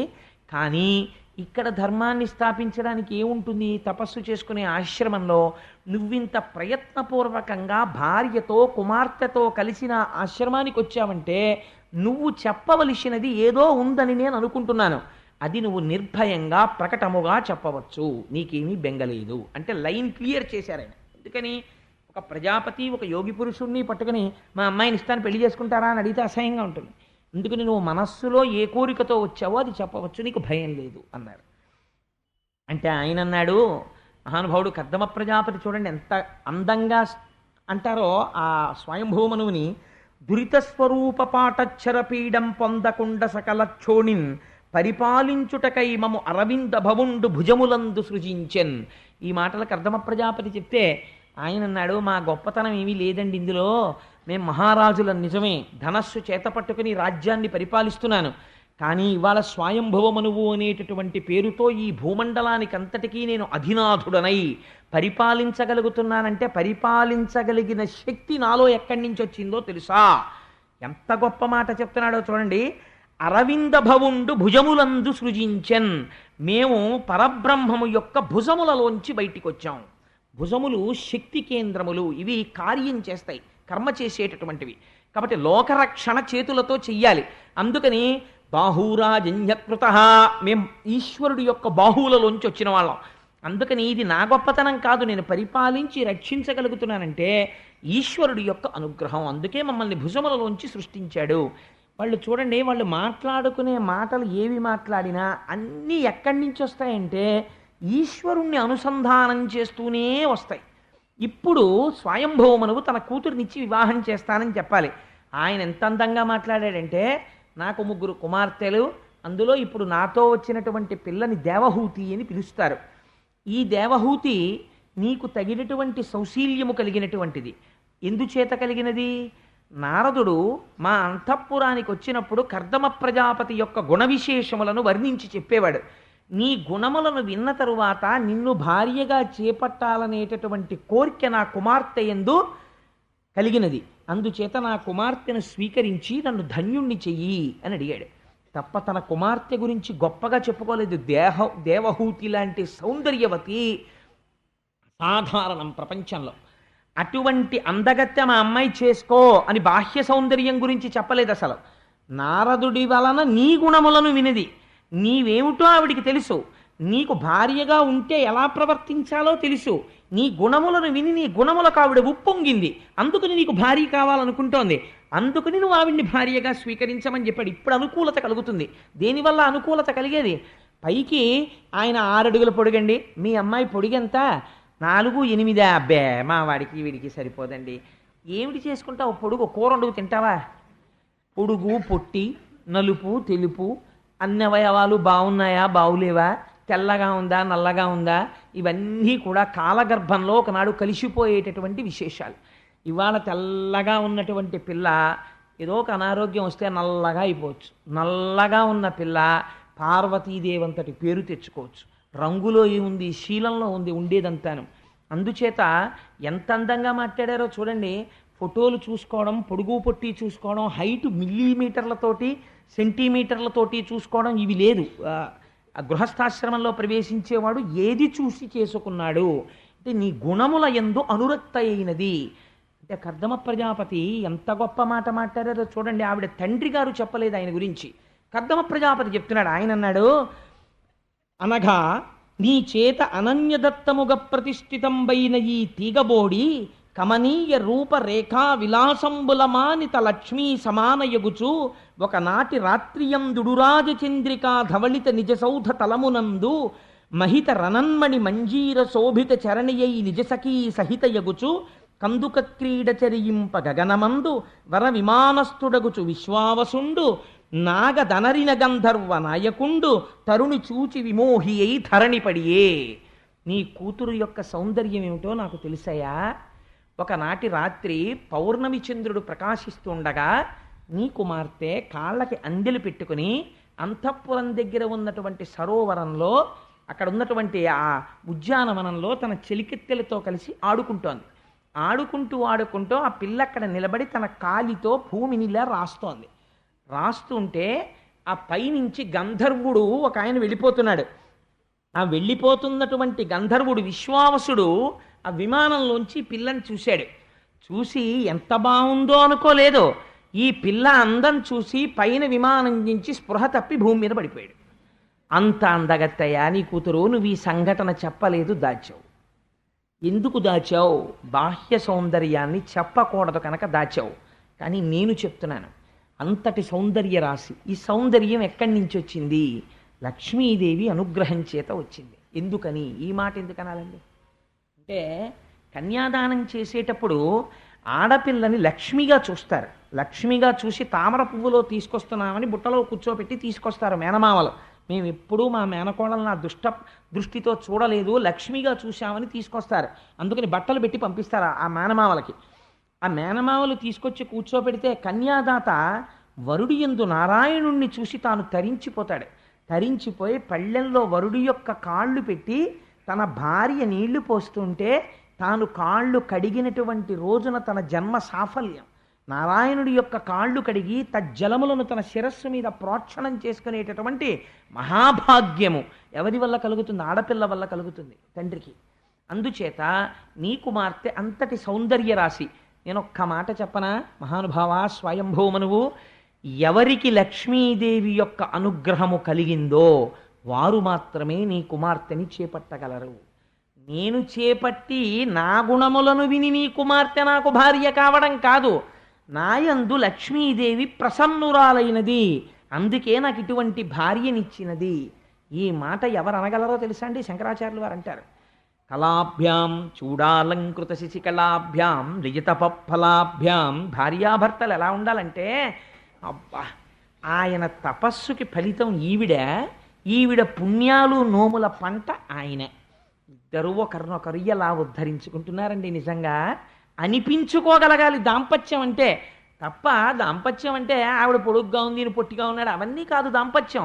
ఒకరినొకరు ఎలా తరింప చేసుకుంటున్నారు సంసారంలో, అన్ని గుణములు కలిగినదయా. నీ కుమార్తె నాకు భార్య కావడానికి తగినదని నిర్ణయించిన వాడెవరో తెలుసా? నువ్వు కాదు, నేను కాదు, తండ్రి శ్రీమన్నారాయణుడు నిర్ణయించి మొన్నటి రోజునే చెప్పాడు. అందుకని నేను నీ కుమార్తెని భార్యగా స్వీకరిస్తాను. ఇది ప్రపంచమునందు మొట్టమొదటి పెద్దలు కుదిర్చిన వివాహము అన్నాడు. ప్రపంచంలో మొట్టమొదట జరిగిన పెద్దలు నిర్ణయించిన వివాహం ఏదో తెలుసా అండి? దేవహూతి కర్దమ ప్రజాపతుంది. ఎందుచేత? ఎవరు నిర్ణయించారు? పెద్దలు నిర్ణయించినారుగానా అంటాడు. అన్నీ ఉంటుంది, ఈయనే ఆ దొడ్లో ఈ దొడ్లో తిరిగి తీసుకొచ్చాడు ఆ పిల్లని. పెద్దలు నిర్ణయించినారుగానా అంటే ఇలా నిర్ణయించాలి. శ్రీమన్నారాయణుడు నిర్ణయించాడు, నిర్ణయిస్తే వివాహం జరుగుతోంది, ఒడంబడి జరుగుతోంది. అందుచేత అటువంటి పెద్దలు నిర్ణయించిన వివాహము ఆదిరాజు కుమార్తెని నేను చేసుకుంటున్నాను అన్నాడు. ఇదో గమ్మత్తైన మాట. ఆదిరాజు కుమార్తె ఏమిటండి అంటే, ఆదిరాజు అని పేరు ఎవరికంటే స్వయంభూ మనువుకి పేరు. ఎందుకనంటే సమస్త భూమండలాన్ని వరాహమూర్తి పైకెత్తి ఇచ్చిన తరువాత మొదటి రాజు స్వయంభూ మనువు. అందుకని ఆయన ఆదిరాజు అని పిలుస్తారు. స్వయంభూ మనువుకున్న గొప్పతనం ఏమిటో తెలుసా అంటే, అసలు ముందు రాచభోగములను అనుభవించిన వాడు ఆయనే. అన్ని భోగములను అనుభవిస్తున్న ఆయన ఎప్పుడు ఒకటి అనుకునేవట, ఈ భోగములు గొప్పవా, ఈశ్వర చరణారవింద సేవనము గొప్పదా, ఈ తుచ్చమైనటువంటి లాలస గొప్పదా, భగవత్కథా శ్రవణము గొప్పదా, ఈ భోగస్థానములతోడి సంగము గొప్పదా, భాగవతులతోడి కలయిక గొప్పదా అని నిరంతర ప్రశ్న వేసుకుని అవే గొప్పవి, ఇవి అల్పములు నీచములు అని నిర్ణయించుకునేవాట. అందుకే ఆయన్ని ఆదిరాజు అని పిలిచారు. ఆదిరాజు అని ఇంటి పేరున్న వాళ్ళందరికీ బహుశా ఈ లక్షణం ఉంటుందేమో. వాళ్ళు ఎంతంత పెద్ద పెద్ద ఉద్యోగాలు చేసినా, ఎంతంత చదువులు చదువుకున్నా అంత నిరాడంబరంగా, అంత పెద్ద మనిషి తరహాగా, అంత భక్తిగా ఉంటారులా ఉంది. చిత్రం చూసారా మీరు? ఇన్నాళ్ళు లేదు. ఇవాళ ఆదిరాజు గురించి ఉపన్యాసంలో వచ్చే రోజున నాకు పూలదండ వేసిన వారు ఆదిరాజు ప్రకాశరావు గారు. అలా వెయ్యాలని నిర్ణయించిన వాడు గోపాలకృష్ణుడు. ఏమంటారు దీన్ని? ఇది నేనైతే అనుకుంటాను ఇది ఈశ్వరానుగ్రహము అనుకుంటాను. అందుకని ఆదిరాజు అని బిరుదు ఆయనకి, స్వయంభూమనువుకి. ఇది పెద్దలు నిర్ణయించిన మొట్టమొదటి వివాహం. కాబట్టి ఇప్పుడు ఎందుకు ఆ మాట అనాలండి అంటే ఈ వివాహం మనందరికీ మార్గదర్శకం. ఇప్పుడు ఇది పండుతుందా పోతుందా? నువ్వెవడివి? కాలేజీలోనూ ఇంకో క్లబ్లోనూ పెద్దలు నిర్ణయించిన పెళ్ళిళ్ళు మంచివా ప్రేమ పెళ్ళిళ్ళు మంచివా అని డిబేటింగ్ కాంపిటీషన్ పెట్టడానికి వ్యాసుడు ఎప్పుడో చెప్పాడు. ఏది మంచిదో ఆయన నిర్ణయించి చెప్పేశాడు. ఇంకా నీ డిబేటింగ్ ఎందుకు? నీ అల్పజ్ఞానంతో నీకేమైనా చేతనైతే భాగవతం చదువుకోసారి వెళ్ళి చతుర్థ స్కంధం. నీకు చేత కాకపోతే నోరు ముసుగు కూర్చో. పిచ్చ డిబేటింగ్ కాంపిటీషన్ పెట్టకు, పిల్లల్ని పాడు చేసేయకు. కాబట్టి ఇది మొదటి వివాహము. కాబట్టి ఇప్పుడు మీరు ఏం చేయాలి? ఇంకిక్కడి నుంచి గమనించడం మొదలెట్టాలి. ఓహో, ఇది ఫెయిల్ అయిందా సక్సెస్ అయిందా? సక్సెస్ అవ్వడం అంటే ఏమిటి? ఓ 3 పిల్లలు పుట్టారు, కొడుకులు పుట్టారు, కూతుళ్ళు పుట్టారు, ఇంటికి ఏసీ ఉంది, కారు ఉంది, అన్నీ ఉన్నాయి, కాబట్టి ఇద్దరు చాలా సంతోషంగా ఉన్నారు. ఇట్స్ ఎ సక్సెస్ అని మిమ్మల్ని తీర్మానం చేయమని కాదు. నేను ముందే చెప్పాను, గృహస్థాశ్రమంలో ఎందుకు ప్రవేశించారు? ఇద్దరూ ఒకరిని ఒకరు తరింప చేసుకోవడానికి ప్రవేశించారు. అలా తరింప చేసుకోగలిగారా?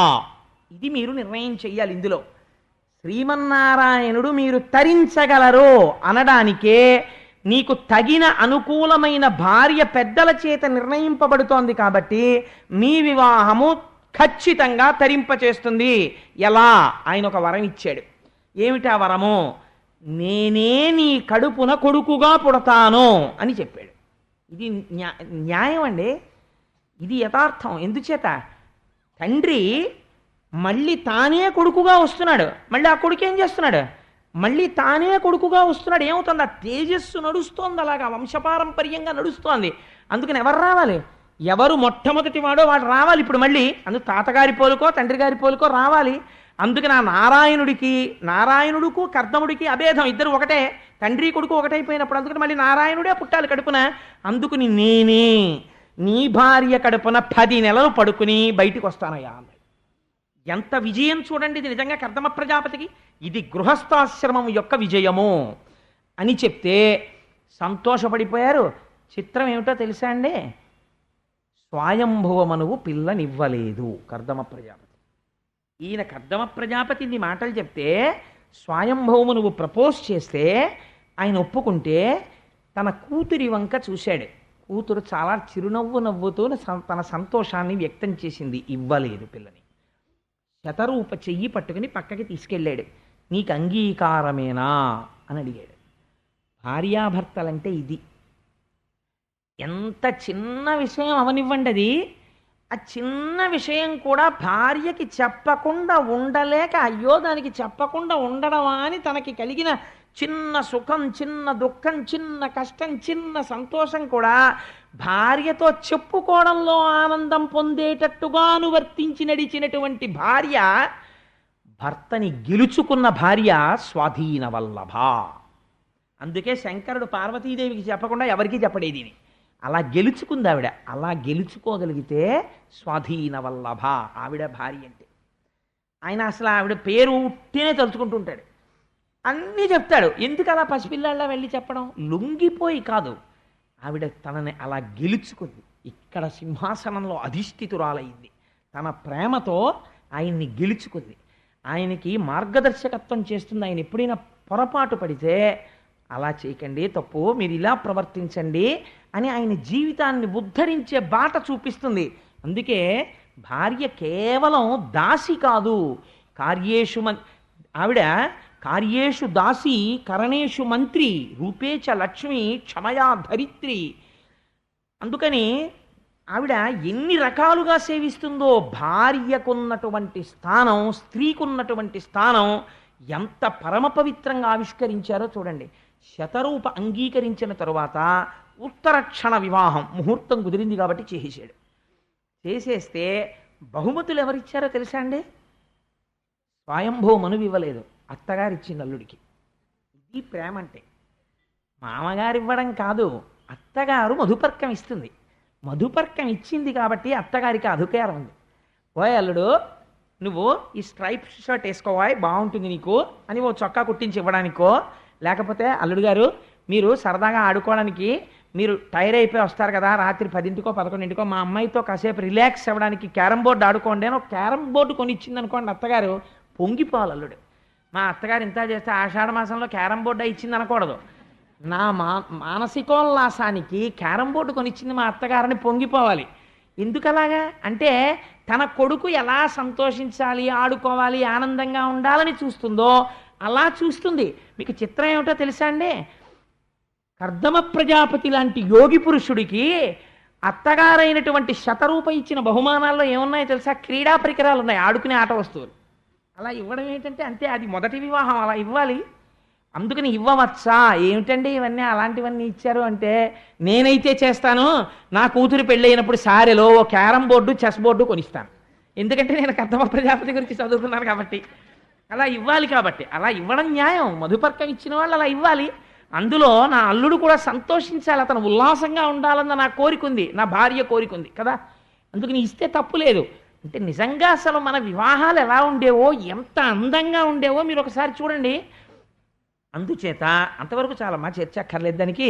అందుచేత దాని మీద అలాంటి క్రీడా పరికరములతో సహా ఇస్తే చాలా సంతోషించి ఆమెని అప్పజెప్పి విడిచిపెట్టి వెళ్ళలేక ఇంత స్వయంభువమనువు, ఇంత ధర్మం తెలుసున్నవాడు, ఇంత అల్లుణ్ణి పొందినవాడు కన్నుల నీరు పెట్టుకుని భారమైన గుండెలతో వెనక్కి తిరిగి చూస్తూ వెళ్ళలేక వెళ్ళేట. మీకు శాస్త్రంలో ఒక గొప్ప రహస్యం చెప్పనండి. పుట్టింట్లో ఉండగా ప్రేమ తల్లిది, నిజంగా కూతురు అత్తవారింటికి వెళ్ళేటప్పుడు నిజమైన శోకం గుండెల్లోంచి బయటకు వచ్చే బడబాగ్ని తండ్రిది. ఏడవలేక అంటే అప్పగింతల పీటల మీద లోపలికెళ్ళి కళ్ళ నీళ్లు తుడుచుకుని ముక్కు చీదుకుంటుంటే బాత్రూంలోకి వెళ్ళి, ఏమిటండి అన్ని చెప్తారు మీరు భలేవరే, ఆ ఏడవడం ఏంటి తప్పు కదా, మీరు మగవారు కన్నమ్మని నీళ్ళు రావచ్చా అంటారు. ఆడపిల్ల వెళ్ళిపోతుంటే తండ్రి అంత బెంగ పెట్టుకుంటాడు, పైకి చెప్పుకోలేడు కానీ అన్నం తినడు. వెళ్ళిపోతుంది అన్న ఆలోచన వస్తేనే అబ్బాయి ఎందుకు లేదు అంత తొందరగా పెళ్ళి అనిపించి వాయిదా వేసేద్దాం అనిపిస్తుంది. ఆడపిల్లని పంపడం అంటే అంత కష్టంగా ఉంటుందండి, తండ్రికి అంత బెంగగా ఉంటుంది. మీరు లక్ష్మీ కళ్యాణంలో విందురు కానీ సముద్రుడు ఎంత బాధపడ్డాడో ఎదరొస్తుంది కదా ఇంకొక వారం రోజుల్లో అసలు లక్ష్మీ కళ్యాణం, అప్పుడు చూద్దురు కానీ దాని అందం ఏమిటో అసలు.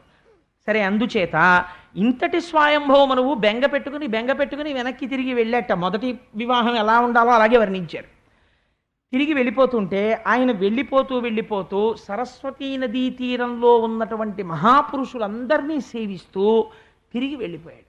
వెళ్ళిపోతే ఆయన రాజధాని పేరు బర్హిష్మతి, అదో విచిత్రమైన ఊరు. దానికి బర్హిష్మతి అన్న పేరు ఎందుకు వచ్చిందో తెలుసా అండి?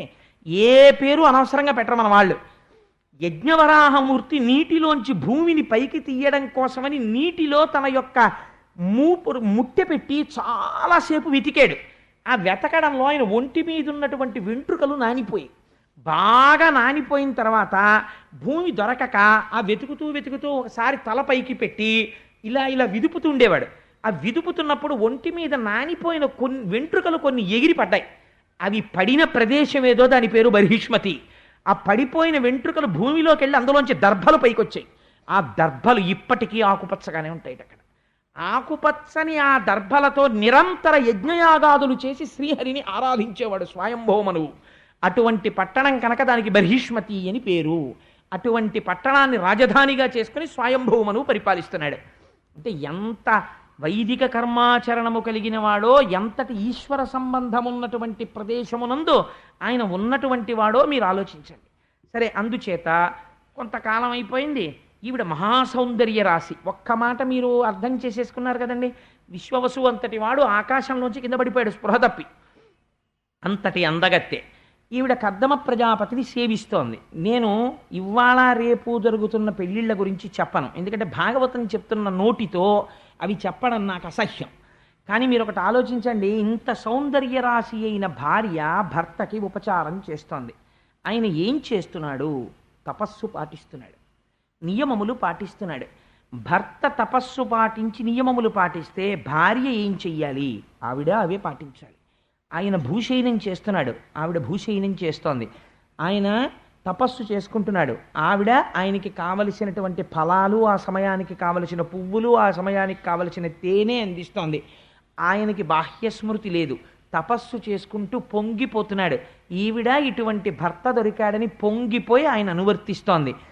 ఒక రాచసౌధంలో పెరిగి దాసదాసీజనము చేత సేవలందుకున్నటువంటి స్త్రీ తన భర్తకి సేవ చేయడానికి నిర్మానుష్యమైన ఒక ఆశ్రమములో భర్తకి సేవ చేయడంలో అలిసిపోయి, ఒక అంగరాగం లేదు, ఒక పన్నీటి స్నానం లేదు, కేశపాశమునకు సుగంధ తైలం లేదు, ఏవీ లేవు. ఆ తలస్నానాలు చేసి చేసి చేసి చేసి నల్లటి జుట్టు ఎర్రగా అయిపోయింది. అదంతా జటలు కట్టేసి ఆ జుట్టు జటలు కింద వేలాడుతోంది.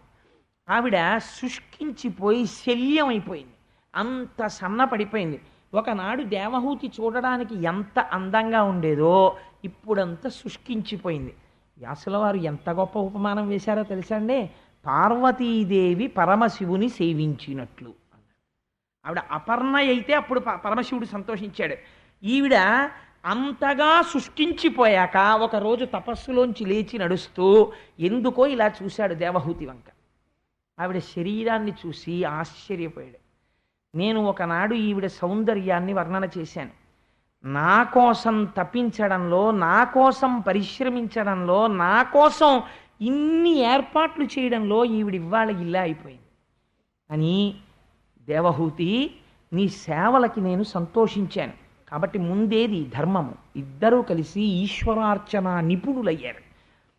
నీకు నా వలన తీరవలసిన కోరికేమి అని అడిగాడు. అంటే ఆవిడంది, ఒక సౌశీల్యవతురాలైనటువంటి స్త్రీ భర్త వలన ఏ సుఖాన్ని కోరుతుంది? సంతానవతి అయి తాను తల్లి కావాలని కోరుకుంటుంది.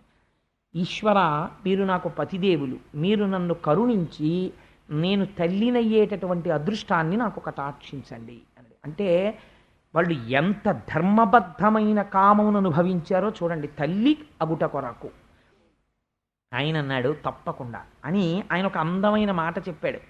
నీకు నేను చూడడానికి ఇలా ఒక ఆశ్రమంలో జటలు కట్టుకుని ఉరప్పంజరం పైకొచ్చేసి ఒక నారపంచ కట్టుకుని ఎప్పుడు దండకమండలాలు పట్టుకుని చాలా వెర్రివాళ్ళ, తపస్సు చేసుకుంటున్న వాళ్ళ, ఏ భోగభాగ్యాలు లేని వాళ్ళ, అట్టే మాట్లాడితే ఎప్పుడు భూషయనం చేస్తూ నేల మీద పడుకునే వాళ్ళ నేను కనపడుతున్నాను కదా. నాకున్న భోగాలు ఎటువంటివో తెలుసా దేవహూతి? ఈ భూమి యందు సార్వభౌములమని ఈ సమస్త భూమండలాన్ని ఏలగలమన్న చక్రవర్తులకు లేని భోగములు నాకున్నాయి. ఎక్కడివో తెలుసా అని చెప్తున్నాడు చూడండి. మానిత ధర్మ మార్గ మహిమస్ఫుట భూరి తపస్సమాధి విద్యాని భృతాత్మయోగ సముపార్జిత విష్ణు కటాక్షలబ్ధ శోభానగా దివ్యభోగ బహుభద్ర వితానము అస్మదీయ సేవానరతిన్ లభించు అనివారణ నిత్తును దివ్య దృష్టియం. నేను నిరంతరము శ్రీమన్నారాయణుణ్ణి సేవించాను, అపారమైన భక్తితో యోగాన్ని అవలంబించాను, గొప్ప తపస్సు చేశాను. దాని చేత నాకు ఈశ్వరానుగ్రహంగా యోగశక్తి చేత కల్పింపబడవలసినటువంటి భోగోపకరణములున్నాయి. అవి సామాన్యులకు దొరికేటటువంటివి కావు. వాటిని నేను నా తపశ్శక్తితో సృజిస్తున్నాను. అవి ఇతరులకు కనపడవు కూడా. అటువంటి వాటిని చూడడానికి వీలైన దివ్య దృష్టిని నీకు ఇస్తున్నాను, చూడా భోగోపకరణములనని దివ్య దృష్టిని ఇచ్చాడు. ఇస్తే ఆవిడ తెల్లపోయింది. ఒక పెద్ద భవనం ఒకటి వచ్చింది. ఆ భవనములో గొప్ప గొప్ప శయ్యామందిరములు. ఆ శయ్యామందిరమునకు ఏనుగుల యొక్క దంతములతో చేయబడినటువంటి కోళ్ళు, వాటి మీద మంచి మంచి ఆస్తరణములు, వాటి మీద పరచబడినటువంటి వస్త్రములు, కట్టుకోవడానికి వీలుగా వ్రేలాడుతున్నటువంటి పట్టు చీనాంబరములు, బంగారము వెండితో చేయబడిన స్తంభములు, వజ్ర వైఢూర్య మరకత మాణిక్యములు వాటికి తాపడం చేయబడ్డాయి. లోపల శయనాగారములు, మళ్ళీ బయటికి వచ్చేటప్పటికి ప్రాంగణములు. అంటే మనం ఇప్పుడు డ్రాయింగ్ రూము, హాల్ అంటామే, అటువంటి ప్రాంగణములు. అందులో అతిథులు వస్తే కూర్చోవడానికి కావలసినటువంటి దివ్యమైనటువంటి తల్పములు, తినడానికి కావలసినటువంటి మధురమైనటువంటి ఆహారములు, తాగడానికి కావలసినటువంటి పానములు, ఒక గొప్ప విమానము, అందులో మళ్ళీ ఒక శయ్య, అందులో కూర్చోవడానికి ఆసనములు, ఇవన్నీ కనపడ్డాయి. ఆవిడ తెల్లబోయింది. ఎక్కడ చూసినా పుష్పహారములు, వాటి మీద వాలి గండు తుమ్మెదలు చేస్తున్నటువంటి రొద, ఆ వాటిలోంచి పడుతున్నటువంటి తేనెబొట్లు, వాటి మించి వస్తున్న సువాసన అలా నిలబడిపోయిందంటే. ఈ స్థితిలో ఉన్న దేవహూతికి ఉత్తర క్షణంలో ఇవన్నీ కనపడ్డాయి. కనబడితే కర్దమ ప్రజాపతి అన్నాడు, దేవహూతి, అదిగో బిందు సరోవరం, అందులో దిగి స్నానం చేసి బయటికి రా అన్నాడు.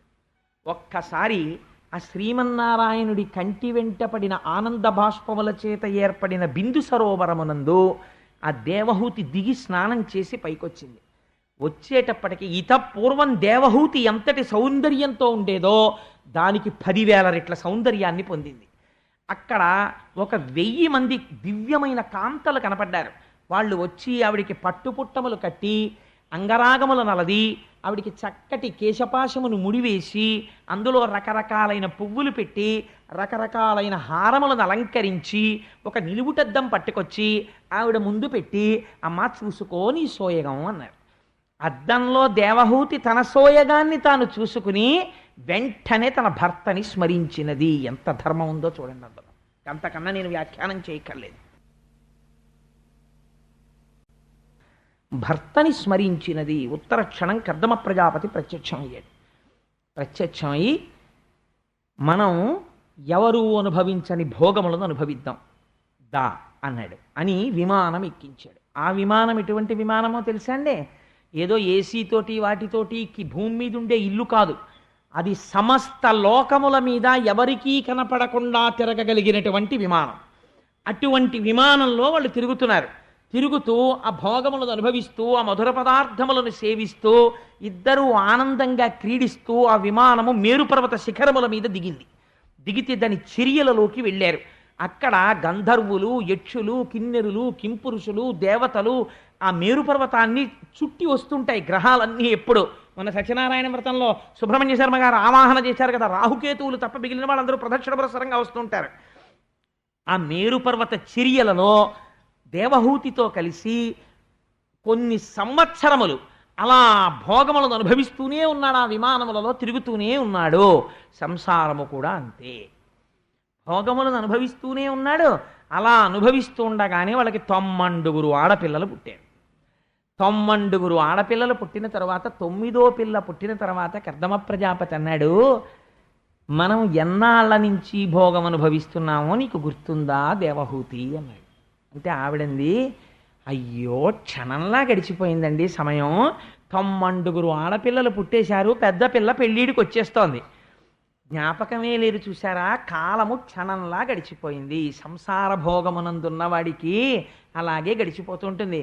కాలము నడిచి వెళ్ళిపోతూ ఉంటుంది. వృద్ధాప్యం వచ్చేస్తుంది, కొడుకు ఉద్యోగం రావాలి, మనవణ్ణి చూడాలి, కోరికలు కోరుతూనే ఉంటాడు. కాలం నడిచిపోతుంది, శరీరం జర్జరీభూతం అయిపోతుంది. కర్దమ ప్రజాపతికి మనకి తేడా ఎక్కడా? ఇన్ని భోగములను అనుభవిస్తూ ఇవి భోగములు కాదని మనసులో నిరంతరము తలుచుకుంటున్నాడు. వైరాగ్యము బాగా ఏర్పడుతోంది. అస్తమానం భార్య దగ్గరికి వెళ్ళి ఏమిటి భోగాలని ఆయన ఏం అనలేదు, అలా అనక్కర్లేదు కూడా. ఇక్కడ ఉండాలంతే వైరాగ్యం. అది పండిన నాడు భార్యకు చెప్పి వెళ్ళిపోవాలంతే, అప్పటి వరకు చెప్పక్కర్లేదు కూడా. అందుకని ఆయన అన్నాడు, చాలదా అనుభవించిన భోగాలు, ఇవే మార్చి మార్చి మార్చి మార్చి అనుభవిస్తామంతే. ఇలా అనుభవిస్తూ పోతే ఒకనాడు కాలమునందు ఈ శరీరం పడిపోతుంది, అప్పుడు మనం ఉద్ధరించబడం. అందుకని దేవహూతి, నేను సన్యాసం తీసుకుని వెళ్ళిపోతున్నాను అన్నాడు.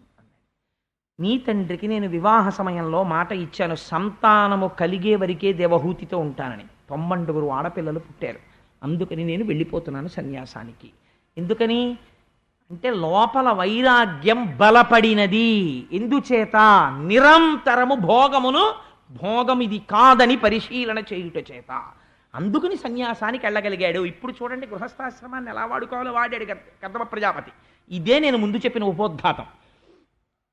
ఈ మాట అంటే ఆవిడంది నిజంగా ఎంత గొప్ప మాట అండి. ఆవిడంది, అపరతి పుట్టెయి ఇహ సుఖానుభవంబులయందు మున్నునే చపలత కామభోగరతి సంగము కోరి మహాత్మా నిన్ను అచ్చపు తలపొప్పగా తెలియజాలకయున్ వరించుటన్ భవత్కృప ఫలించే ముక్తి నిన్ను కేవల భక్తి భజింపకల్కతే.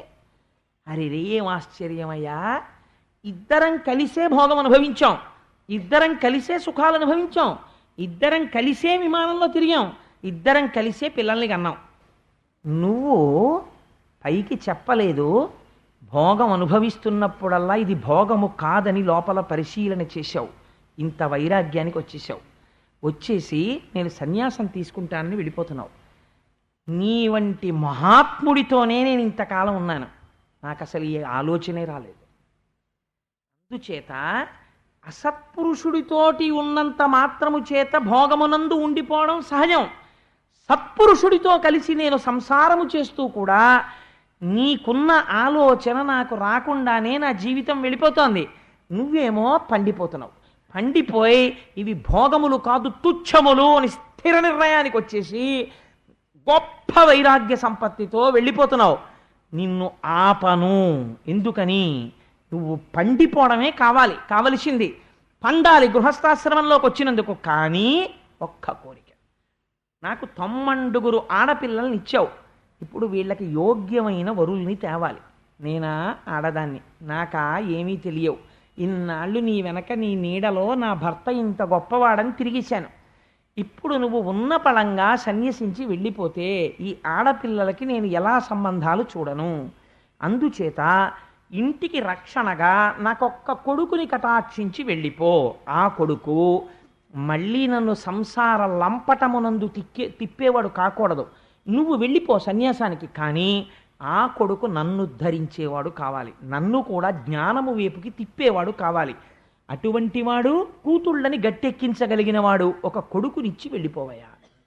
ఆయన అన్నాడు, షహబాష్, గొప్ప కోరిక కోరావు, అందుకని నీకు ఒక కుమారుణ్ణి ఇవ్వడానికి నేను అంగీకరిస్తున్నాను అని కర్దమ ప్రజాపతి యొక్క తేజస్సు యందు శ్రీమన్నారాయణుడు ప్రవేశించాడు. దేవహూతి యొక్క గర్భములోకి ప్రవేశించి ఆయన కుమారుడై కపిల భగవానుడనేటటువంటి పేరుతో బయటికి వచ్చాడు.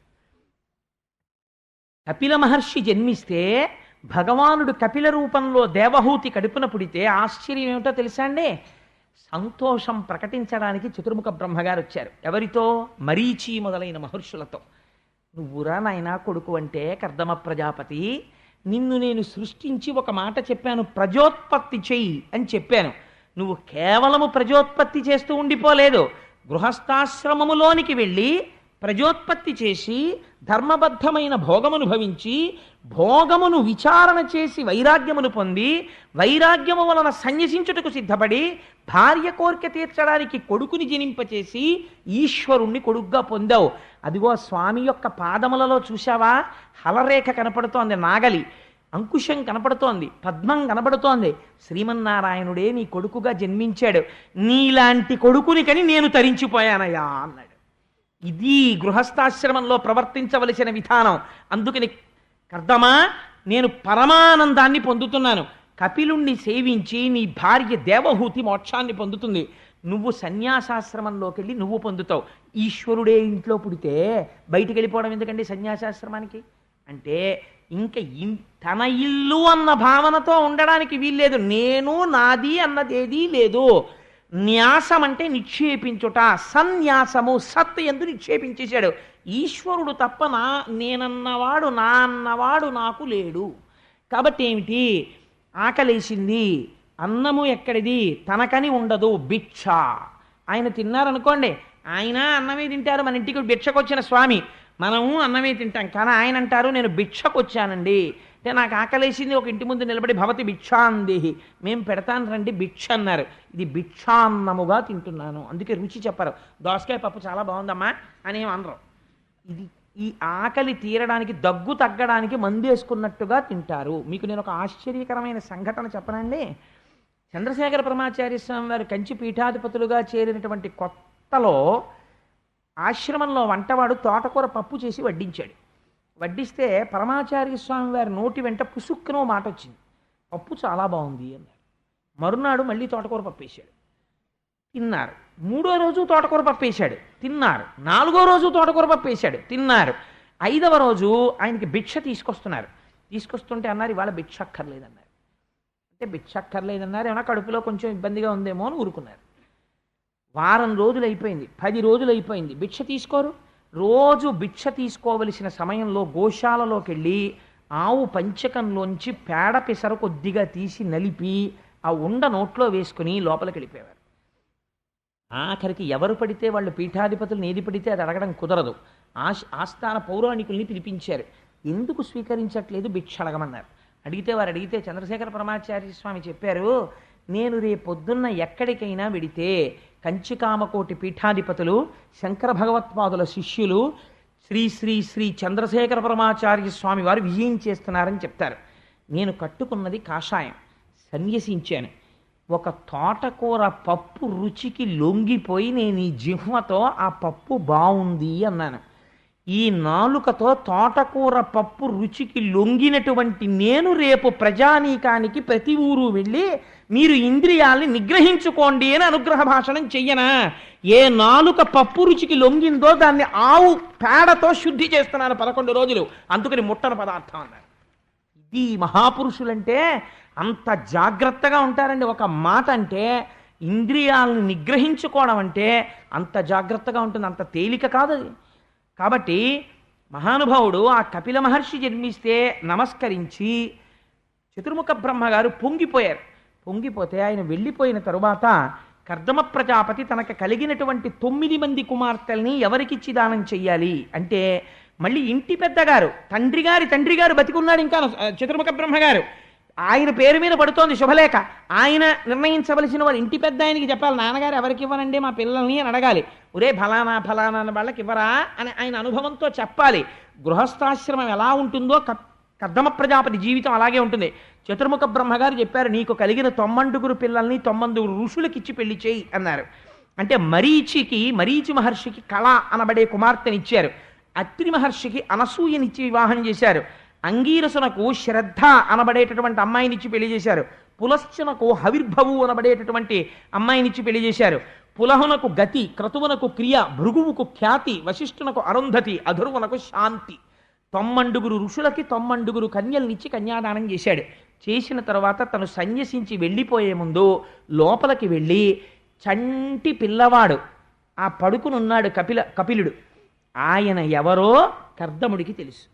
అందుకని చంటి పిల్లవాడిగా ఉన్నటువంటి పిల్లడి ముందు తండ్రి నమస్కరించి స్తోత్రం చేస్తున్నాడు.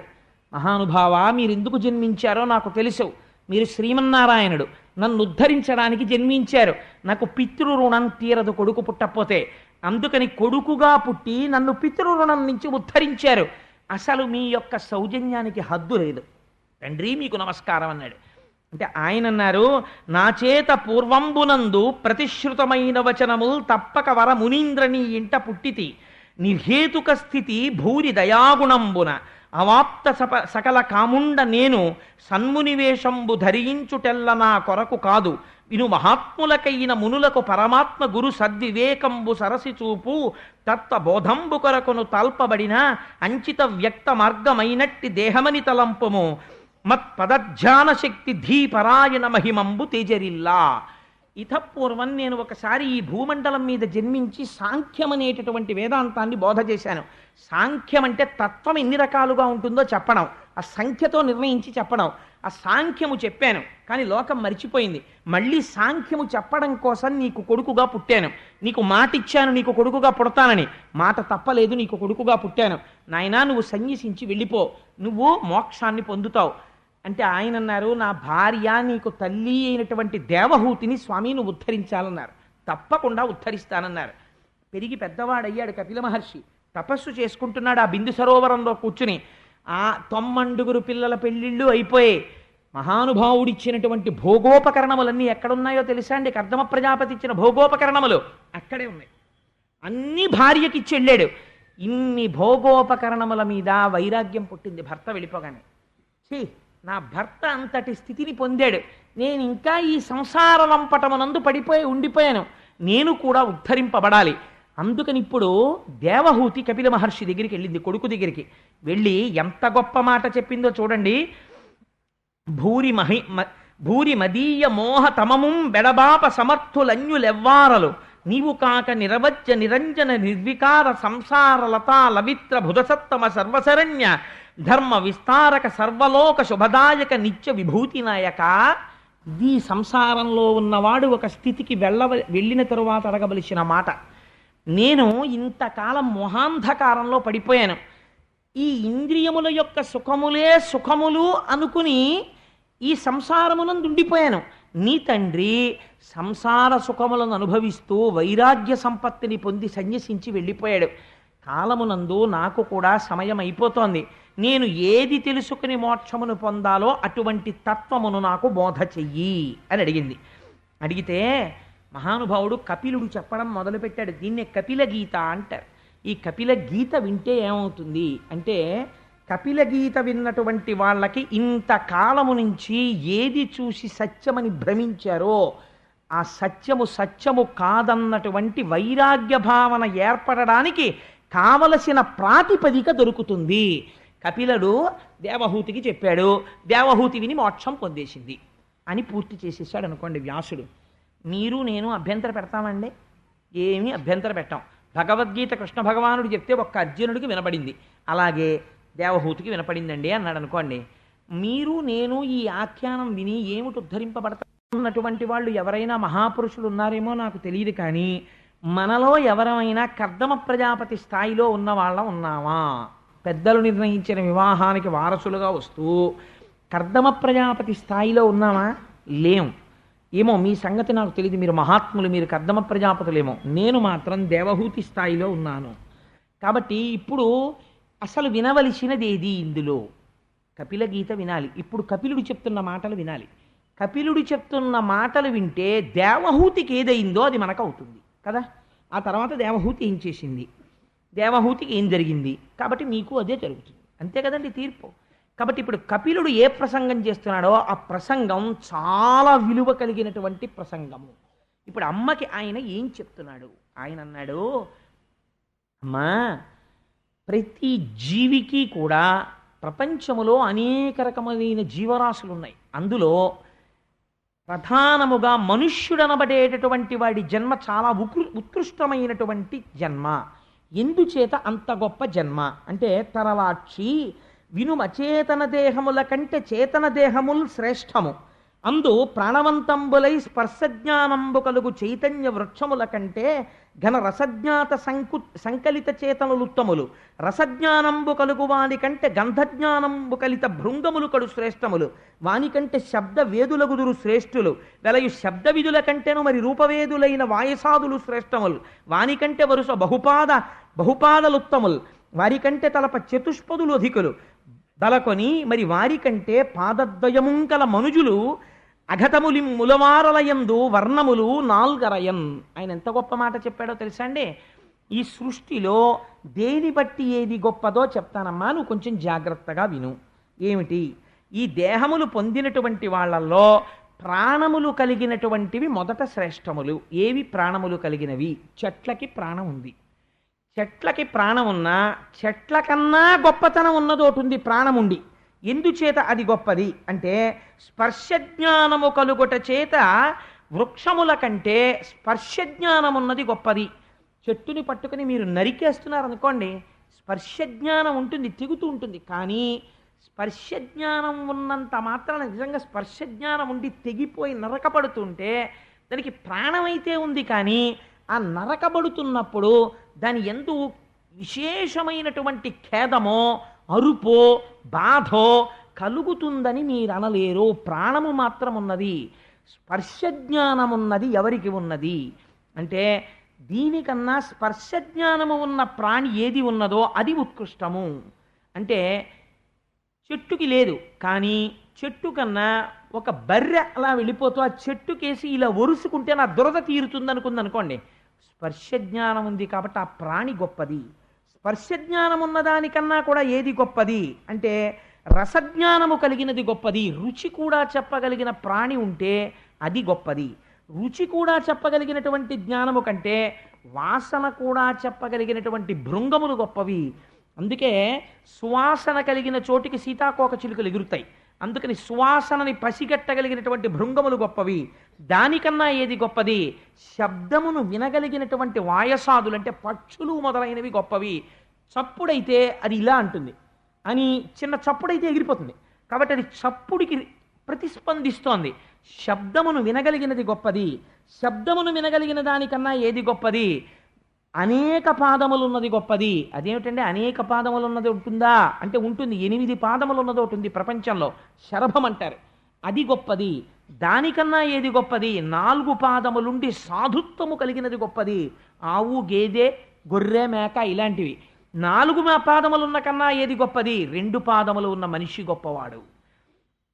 2 పాదములున్న మనిషి సృష్టి యందు చాలా గొప్పవాడు. కానీ పాడైపోవడానికి కారణం ఏమిటో తెలుసా అమ్మా? నేను చెప్పేస్తాను, నువ్వు జాగ్రత్తగా వింటే నీకు అర్థమైపోతుంది అన్నాడు. ఇది సాంఖ్యం కదండి. ఆయన ఒక మాట చెప్పాడు, అసలమ్మా ఉన్నది ఈశ్వరుడు ఒక్కడే. ఆయనని ఏమని పిలుస్తారో తెలుసా? పురుషుడు అని పిలుస్తారు. ఆయన ఎక్కడుంటాడు? ఇక్కడ ఉంటాడు. ఆయన ఏం చేశాడంటే తను అర్థం కాకుండా ఉండడం కోసం త్రిగుణములతో కూడిన మాయా అన్న దానిని సృష్టించాడు. ఈ మాయలోంచి 24 తత్వములు వచ్చాయి. ఎంత గొప్ప గీత చెప్పేస్తున్నాడో చూడండి. 24 తత్వములు బయటికి వచ్చాయి. అందుకే సాంఖ్యం అని పేరు దానికి. 24 ఏమిటి? 5 మహాభూతములను సృష్టించాడు ముందు. అవే పృథివీ, ఆపస్, తేజో, వాయు, ఆకాశములు. ఈ 5ంటిని సృష్టించాడు ముందు. పృథివీ అంటే మట్టి, ఆపస్ నీరు, వాయువు గాలి, తేజస్ అగ్ని, ఆకాశము అంతటా నిండి ఉంటుంది. వీటికి కొన్ని లక్షణములను ఇచ్చాడు. ఈ లక్షణములను దాటడానికి వీల్లేదు. ఇది ఈశ్వర శాసనం. పృథివికి ఏ లక్షణం ఇచ్చాడో తెలుసా? అసలు మాయ అంతా ఎక్కడుంటుంది? పృథివిలోనే ఉంటుంది. ఏమిటో తెలుసా అండి పృథివికి ఉన్న గొప్పతనం? పృథివి మిగిలినటువంటి భూతములకన్నింటికీ ఆశ్రయం అవుతుంది.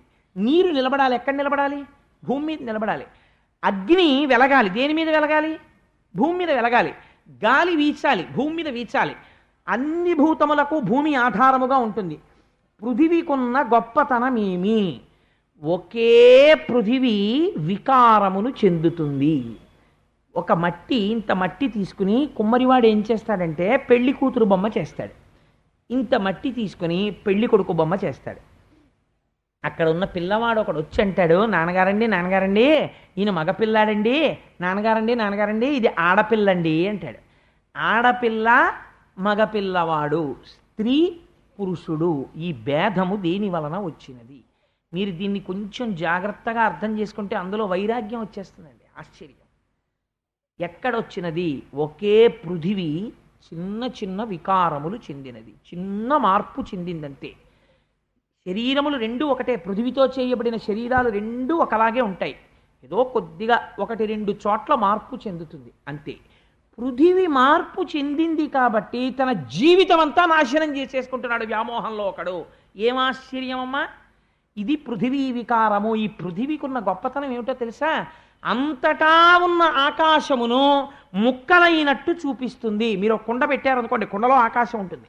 మీరు గది కట్టారనుకోండి, గదిలో ఆకాశం ఉంటుంది. గోడలు తీసేస్తే మళ్ళీ అనంత ఆకాశం అయిపోతుంది. కుండ పగిలిపోతే ఆకాశం అయిపోతుంది. ఘటాకాశం, మఠాకాశం ఇలా ఉంటుంది. నీరేం చేస్తుంది? తడుపుతుంది, మెత్తతనాన్ని తీసుకొస్తుంది, దాహం తీరుస్తుంది. అగ్ని ఏం చేస్తుంది? ఎండింప చేస్తుంది, కాలుస్తుంది, దాహం వేసి ఆకలేసేటట్టు చేస్తుంది. వాయువు ఏం చేస్తుంది? ఇక్కడ అక్కడ అని లేకుండా చొరబడగలదు. ఒక చోటి నుంచి ఒక చోటికి వెళ్ళిపోతుంది. తేలికైన వాటిని ఓ చోట కుప్ప పెడుతుంది. ఒక్కొక్కసారి విరగ్గొట్టేస్తుంది, ప్రభంజనం అయిపోయి చెట్లని విరగ్గొడుతుంది. ఒక్కొక్కసారి అన్నింటినీ అన్ని వైపులకి చిమ్మేస్తుంది. ఇలా చెయ్యగలిగినది గాలి. ఒకటి చేసేది ఒకటి చెయ్యదు. ఈ 5ంటిని పంచమహాభూతములుగా నిర్మించాడు. ఈ పంచభూతములను నిర్మించిన వాడు అక్కడతో ఊరుకోలేదు. పంచభూతములను నిర్మించి పిండాండములో 5 కర్మేంద్రియములను సృష్టించాడు. వీటికి ఏమీ జ్ఞానం ఉండదు. కాళ్ళు, చేతులు 2, నోరు 3, మలద్వారము 4, మూత్రద్వారము 5, 5 కర్మేంద్రియాలు. 5 జ్ఞానేంద్రియాలను సృష్టించాడు. అవే కన్ను, ముక్కు, చెవు, నాలుక, చర్మము. ఈ 5ంటిని సృష్టించాడు. ఇప్పటికి 15 అయ్యాయి. ఇప్పుడు పెద్ద ఆట ఆడాడు ఆయన. ఇప్పుడు ఆయన ఆడిన ఆట ఏమిటో తెలుసా అమ్మా? ఆయన తెలియకుండా ఉండడం కోసమని ఆయనే ఇక్కడ కూర్చుని ఆయనే వీటన్నిటిలోకి ప్రవహిస్తున్నాడు. ప్రవహిస్తూ ఒక గమ్మత్తు చేశాడమ్మా. ఇది ఎవడు తెలుసుకుంటున్నాడో వాడికి వైరాగ్యం వస్తోంది అన్నాడు. ఏది తెలుసుకోవాలి? మీరు కొంచెం జాగ్రత్తగా ఆలోచించాలి. ఇది బయట భూమి ఉంది కదండి, ఇక్కడ భూమి లేదండి, ఇదంతా భూమి ఉంది, పృథివీ. ఈ పృథివికి ఒక తన్మాత్రని సృష్టించాడు ఆయన. ఏమిటా తన్మాత్ర అంటే? సూక్ష్మభూతం అంటారు దాన్ని. ఏమిటది అంటే పృథివికి వాసన ఉంటుంది. అందుకే మీరు ఎండిపోయిన నేల మీద నీళ్లు పోశారనుకోండి, కమ్మటి వాసన వస్తుంది.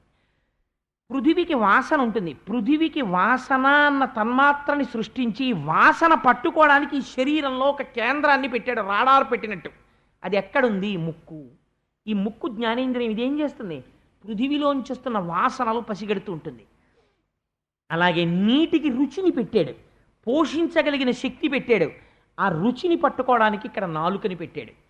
బయట శబ్దాన్ని పెట్టాడు, ఆ శబ్దము ఆకాశంలోంచి వచ్చేటట్టు చేశాడు. ఇప్పుడు నేను మాట్లాడుతుంటే శబ్దం మీరు చూడగలరా? ఆకాశంలో వెడుతుంది, కానీ దాన్ని ఎవరు పట్టుకోగలరు? పట్టుకోవడానికి చెవిని పెట్టాడు. ఇప్పుడు శబ్ద స్పర్శ, స్పర్శని పెట్టాడు. ఆ స్పర్శ వాయువులోంచి వస్తుంది. అందుకే అమ్మయ్య చల్లటి గాలి తగిలిందండి అంటాడు. స్పర్శ ఎక్కడ తెలుస్తుంది? చర్మము చేత పట్టుకోబడుతుంది, వాయువులోంచి వస్తుంది. అందుకని వాయువన్న భూతములోంచి స్పర్శ అనబడేటటువంటి తన్మాత్ర ఇక్కడ చర్మము చేత గ్రహింపబడుతుంది. కాబట్టి ఇప్పుడు ఏం చేశాడు? బయట ఉన్న భూతములను ఇక్కడ ఉన్న భూతములకు తన్మాత్రలు పెట్టి అనుసంధానం చేశాడు. ఇవి పట్టుకోవడానికి సెంటర్స్ పెట్టాడు కొన్ని. కన్ను, ముక్కు, చెవు, నాలుక ఇవి పెట్టి, ఇవి పెడితే అవి తెలిసేసుకోగలవా? నాలుక పెట్టేసి రుచి చెప్పేయమంటే చెప్పేస్తుందా? చెప్పలేదు.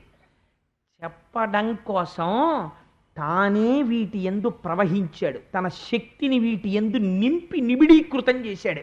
లోపల తాను పురుషుడై కూర్చున్నాడు.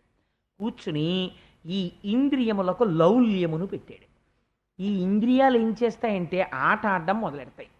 ఎప్పుడు చూసిందే చూడు, విన్నదే విను, ముట్టుకున్నది ముట్టుకో, వాసన చూసింది చూడు, ఆ రుచిని మళ్ళీ తెచ్చిపెట్టు అని ఇంద్రియాలు ఆడడం మొదలు పెడతాయి. 20ంటికి 4ంటిని తోడు పెట్టాడు. అవి ఏమిటో తెలుసా అమ్మా? ఇలా ఎప్పుడో చేసిన దాన్ని మళ్ళీ గుర్తు తెచ్చుకునేది చేయమండం, ఇప్పుడు మళ్ళీ కొత్తగా ఓ పని చేయమండం. ఇలా 2 పనులు చేసేదాన్ని సంకల్ప వికల్ప సంఘాతం అంటారు. అది మనస్సు. ఈ మనస్సు ఒక ఆలోచన చెప్తుంది, ఇది చెయ్యి అంటుంది. చెయ్యనా వద్దా ఒకరు నిర్ణయిస్తారు, అది బుద్ధి. ఈ చిత్తము, మనస్సు, బుద్ధి, దీనికి చిత్తం అనేటటువంటి దాని నోటి తోడు తెచ్చాడు. ఈ చిత్తం అంటే ఏమిటో తెలుసా అండి? మీరు పూర్వం ఎప్పుడో అనుభవించినటువంటి ఒక సుఖాన్ని గుప్తంగా దాచిపెట్టుకుంటుంది. ఆ రుచి ఎలా ఉంటుందో లోపల టేప్ చేసి అట్టే పెడుతుంది. దాన్ని చిత్తం అంటారు. 4వ దాన్ని ఒక దాన్ని తీసుకొచ్చాడు. అసలు పెద్ద మాయ అక్కడే. దాని పేరు అహంకారము. ఇవన్నీ ఎప్పుడు పనిచేస్తున్నాయి? లోపలున్న పురుషుడి వల్ల పనిచేస్తున్నాయి. ఆ పురుషుడు తాను. అది కప్పబెట్టి తెలియకుండా చేసి ఇవన్నీ నేనంటుంటాడు. ఇవన్నీ దేని మీద ఆధారపడ్డాయి? ఈయన మీద ఆధారపడ్డాయి. ఈ గమ్మత్తు ఏమిటి? ఈ బయటున్నవే ఇందులోకి వస్తున్నాయి. ఆ పృథివే ఇందులో పృథివిగా ఉంది. కొంచెం మట్టి ఎంత రుద్దుకున్నా మట్టి వస్తుంది. అందులో నీళ్లే ఇందులోకి వస్తాయి, ఇందులో నీళ్లే అందులోకి ఎడతాయి. అందులో గాలే ఇందులోకి వస్తుంది, ఇందులో గాలే అందులోకి ఎడుతుంది. అందులో ఉన్న ఆకాశమే ఇందులోకి వస్తుంది. మీకు చిత్రం ఏమిటో తెలుసా అండి? ప్రాణములు దేని మీద ఆధారపడ్డాయి? ఆకాశం మీద. ఎందుకో తెలుసా అండి?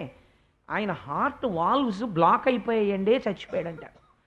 బ్లాక్ అయిపోవడం అంటే ఏమిటండి? అక్కడ ఒక కన్న ఉంది, అందులోంచి రక్తం విడుతోంది. అదే ఆకాశం. ఆ ఆకాశం పూడుకుపోయిందనుకోండి, ప్రాణం పోతుంది. ఆకాశము, ప్రాణము, వాయువు రెండూ కలిసి ఉంటాయి. ఉంటే ఈ శరీరము బయట ప్రపంచంతో ఎంతకాలము అనుసంధానము జరుగుతుందో అంతకాలము బ్రతికి ఉన్నాడంటారు. ఈయన లోపల నుంచి వెళ్ళిపోతే అనుసంధానం ఆగిపోతుంది. ఆగిపోతే ఏమైంది? చచ్చిపోయాడని అంటారు. కానీ మనిషి అసలు లోపల ఉండి అన్నింటినీ గుర్తుపడుతున్నవాడోడున్నాడు. వాడికి ఈ సుఖదుఖాలు వేటితో సంబంధము లేదు. ఎంత గమ్మత్తో తెలుసా అండి? మీరు ప్రతిరోజు చెప్పేస్తారు ఈ విషయాన్ని. ఈ మోకాలు నాకు నొప్పిడుతోంది అనుకోండి, డాక్టర్ గారి దగ్గరికి వెళ్ళి, డాక్టర్ గారు నేను నొప్పిగా ఉన్నానండి అన్నాం. ఏమంటాను? డాక్టర్ గారు ఈ మోకాలు నొప్పిడుతోందండి అంటాను. ఈ మోకాలు నొప్పిడుతోందండి అంటే నేను వేరు, ఈ మోకాలు వేరు కదా.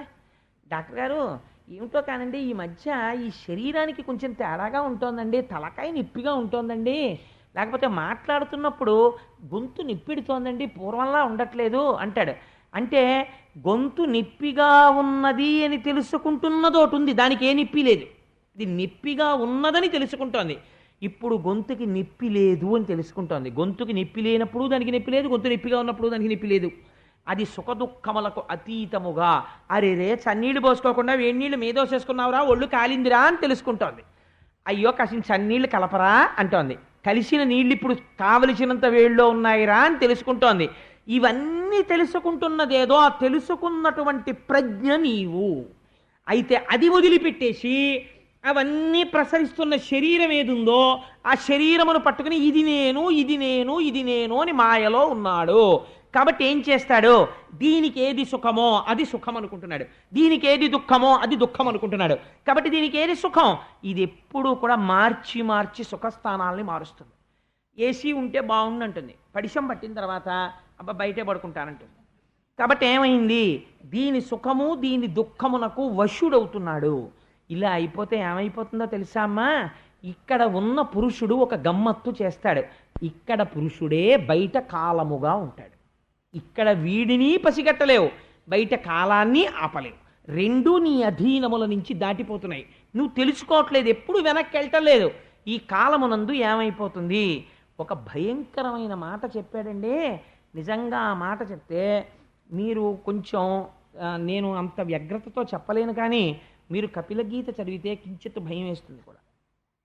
ఈ శరీరము జర్జరీభూతమైపోతుందమ్మా. ఈ కర్మేంద్రియములకు ఉండే పటుత్వము ఉండదు. క్రమంగా ఏమైపోతుంది? ఈ శరీరములో కపవాత పైత్యములు పెరిగిపోతాయి. శరీరమంతా శ్లాష్మముతో నిండిపోతుంది. తిన్న పదార్థమును జఠరాగ్ని జీర్ణము చెయ్యదు.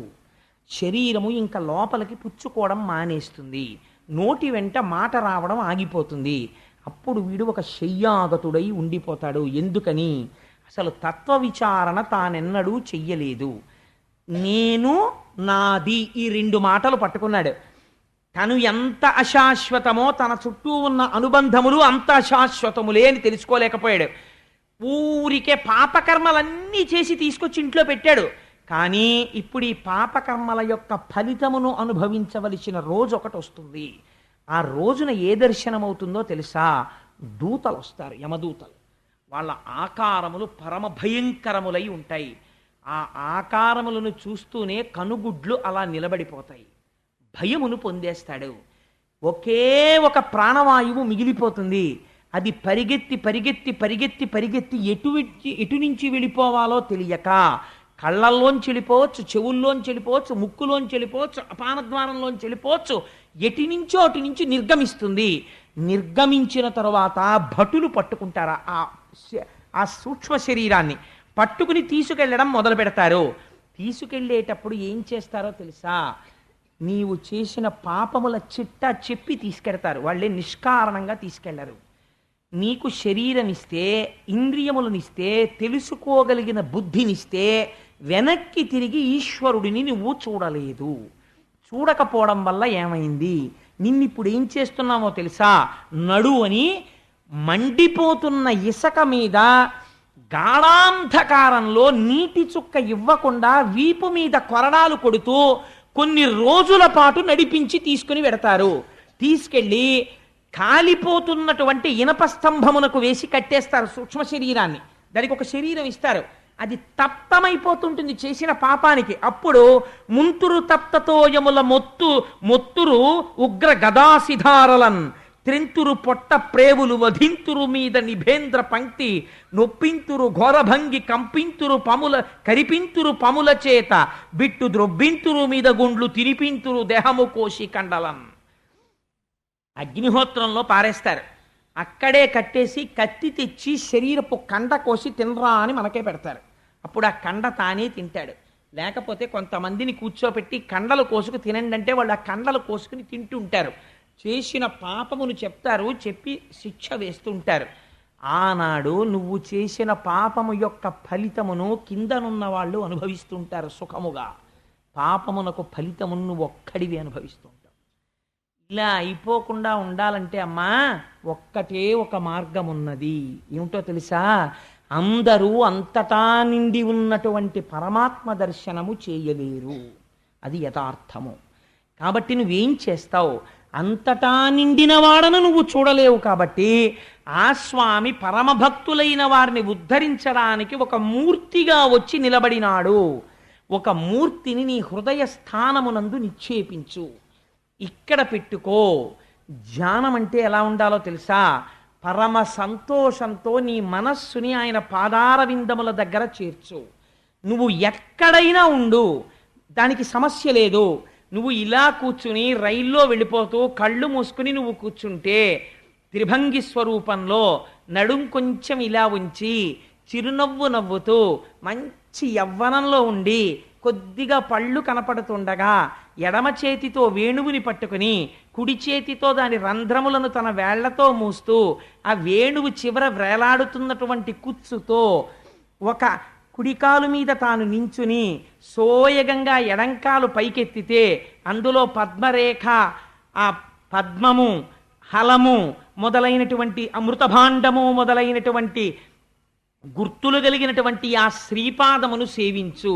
ఆ తరువాత ఆయన కుడికాలు మీద కుడికాలు ఇలా పెట్టి హొయలుగా ఎడమకాలు ఇలా వేసి ఆ కాలు ఇలా ఎత్తి పెడితే ఆ శ్రీపాదమును ఒక్కసారి చూసి నీ తల తీసుకెళ్ళా ఎర్రటి పాదానికి తాటించి కింద పెట్టి ఉంచినటువంటి కుడిపాదము మీద నీ తల తాటించి పచ్చని పట్టు పీతాంబరం పక్కల నుంచి కనపడుతున్నటువంటి ఆ పిక్కల్ని దర్శనం చేసి ఆ పైన బలిష్టమైన ఆయన కాళ్ళని చూసి చక్కటి ఆయన మోచిప్పల్ని చూసి సమస్త లోకములను నిర్వహించగలిగిన బలిష్టమైన తొడలను చూసి సన్నటి ఆయన కటి ప్రదేశాన్ని చూసి అది కొద్దిగా పక్కకి వంగి ఉంటే దాని మీద పట్టుపంచ కట్టుకొని పట్టు పీతాంబరం కుర్చీళ్ల మీద ఉన్నటువంటి ఆ బంగారు మొలనూలు దర్శనం చేసి దానికి ఉన్నటువంటి చిరుగంటలు దర్శనం చేసి ఆ పైన స్వామి నాభిని చూసి అందమైన ముడులు పడి లోపలికి ఉన్నటువంటి ఆ నాభికి నమస్కరించి ఆయన యొక్క ఉదరభాగమును దర్శించి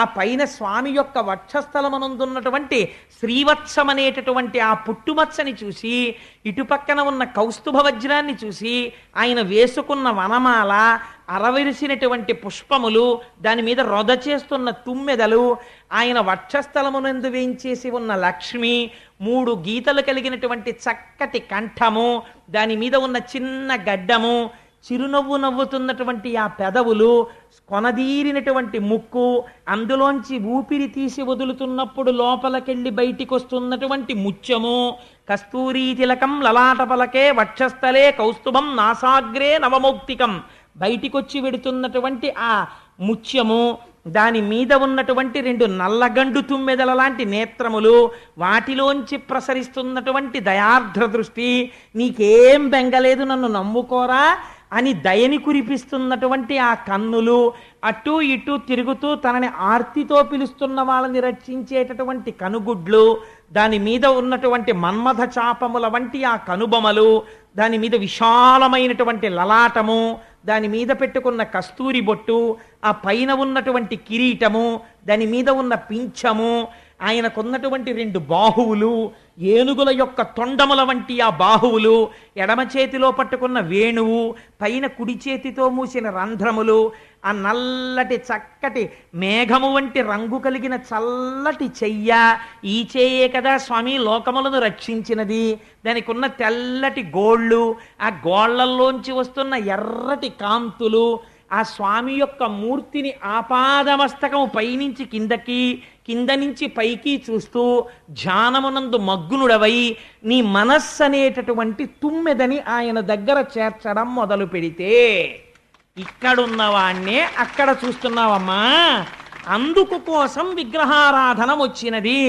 పూజామందిరంలో పూజ కాదు, నువ్వు చూస్తున్న కృష్ణుణ్ణి ఇక్కడ నువ్వు వర్ణించగలవా? ఇలా నీకు ఆపాదమస్తకం చూడడం వస్తే అథాంగ పూజ. చేతిలో పువ్వు పట్టుకుని పాదౌ పూజయామి అనేటప్పటికీ స్వామి పాదములు కనబడాలి.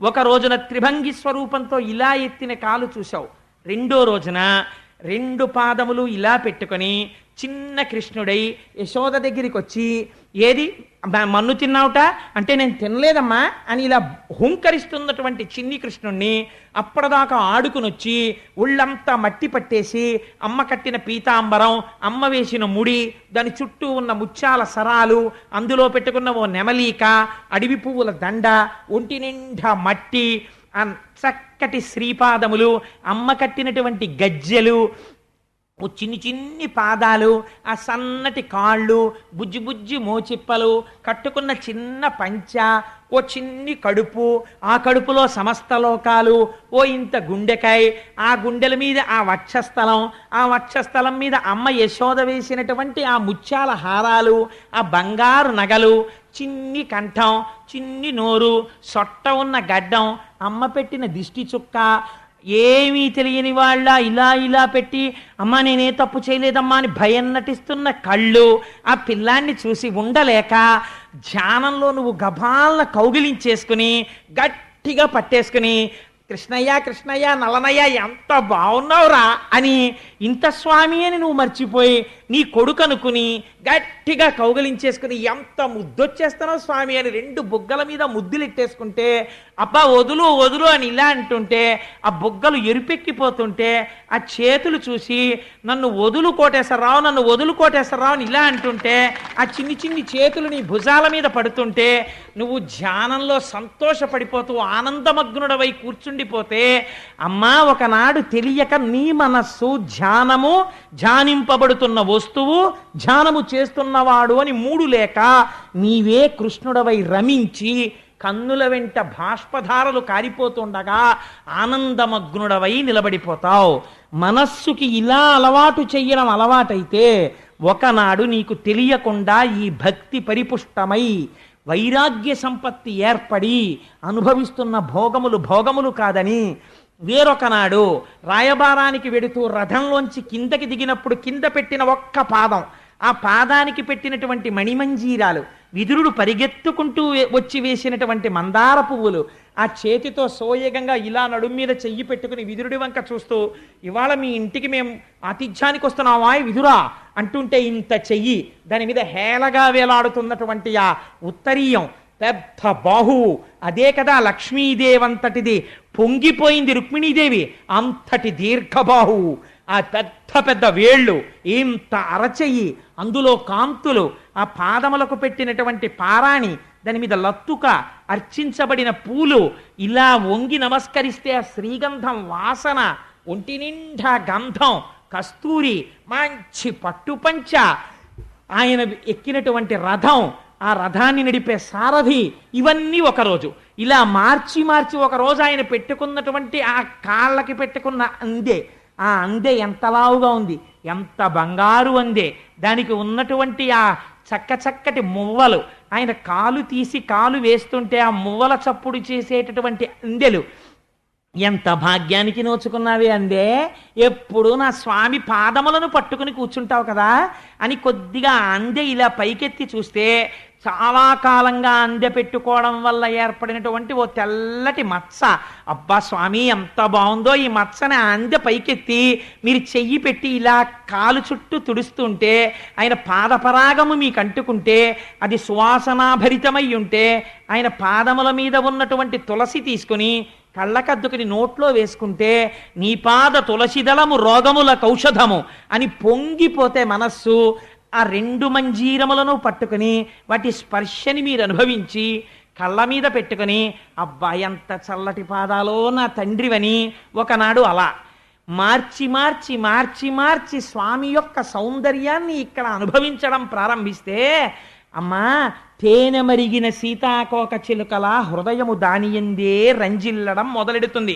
అప్పుడు ఏమవుతుందో తెలుసా అమ్మా, మనస్సుకి ఏ కోరిక కలుగుతుందంటే భోగాల వైపు కెడదామనిపించదు.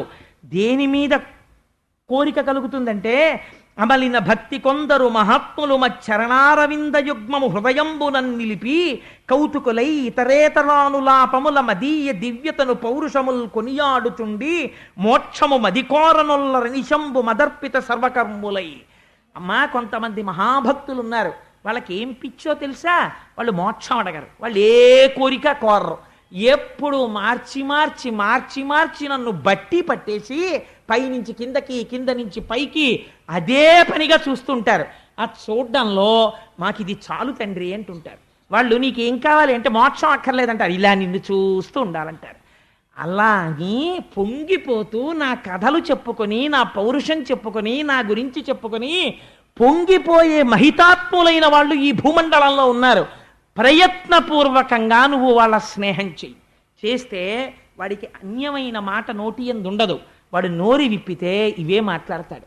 అలా మాట్లాడుతుంటే వాడి మాటలు వినగా వినగా వినగా వినగా నీ ధ్యానము బాగా నిలబడుతుంది. నీ మనస్సు ఈశ్వరాలంబనమును కోరుకుంటుంది. సముద్రపు టట్టడకు చూద్దామని బయలుదేరినటువంటి ఉప్పు బొమ్మ చిట్ట చివరికి సముద్రంలో కలిసిపోయినట్టు మెల్లమెల్లగా మెల్లమెల్లగా ఒక మూర్తిని పట్టుకున్నటువంటి నీకు ఈ లోకమంతటా కృష్ణుడే కనపడతాడు.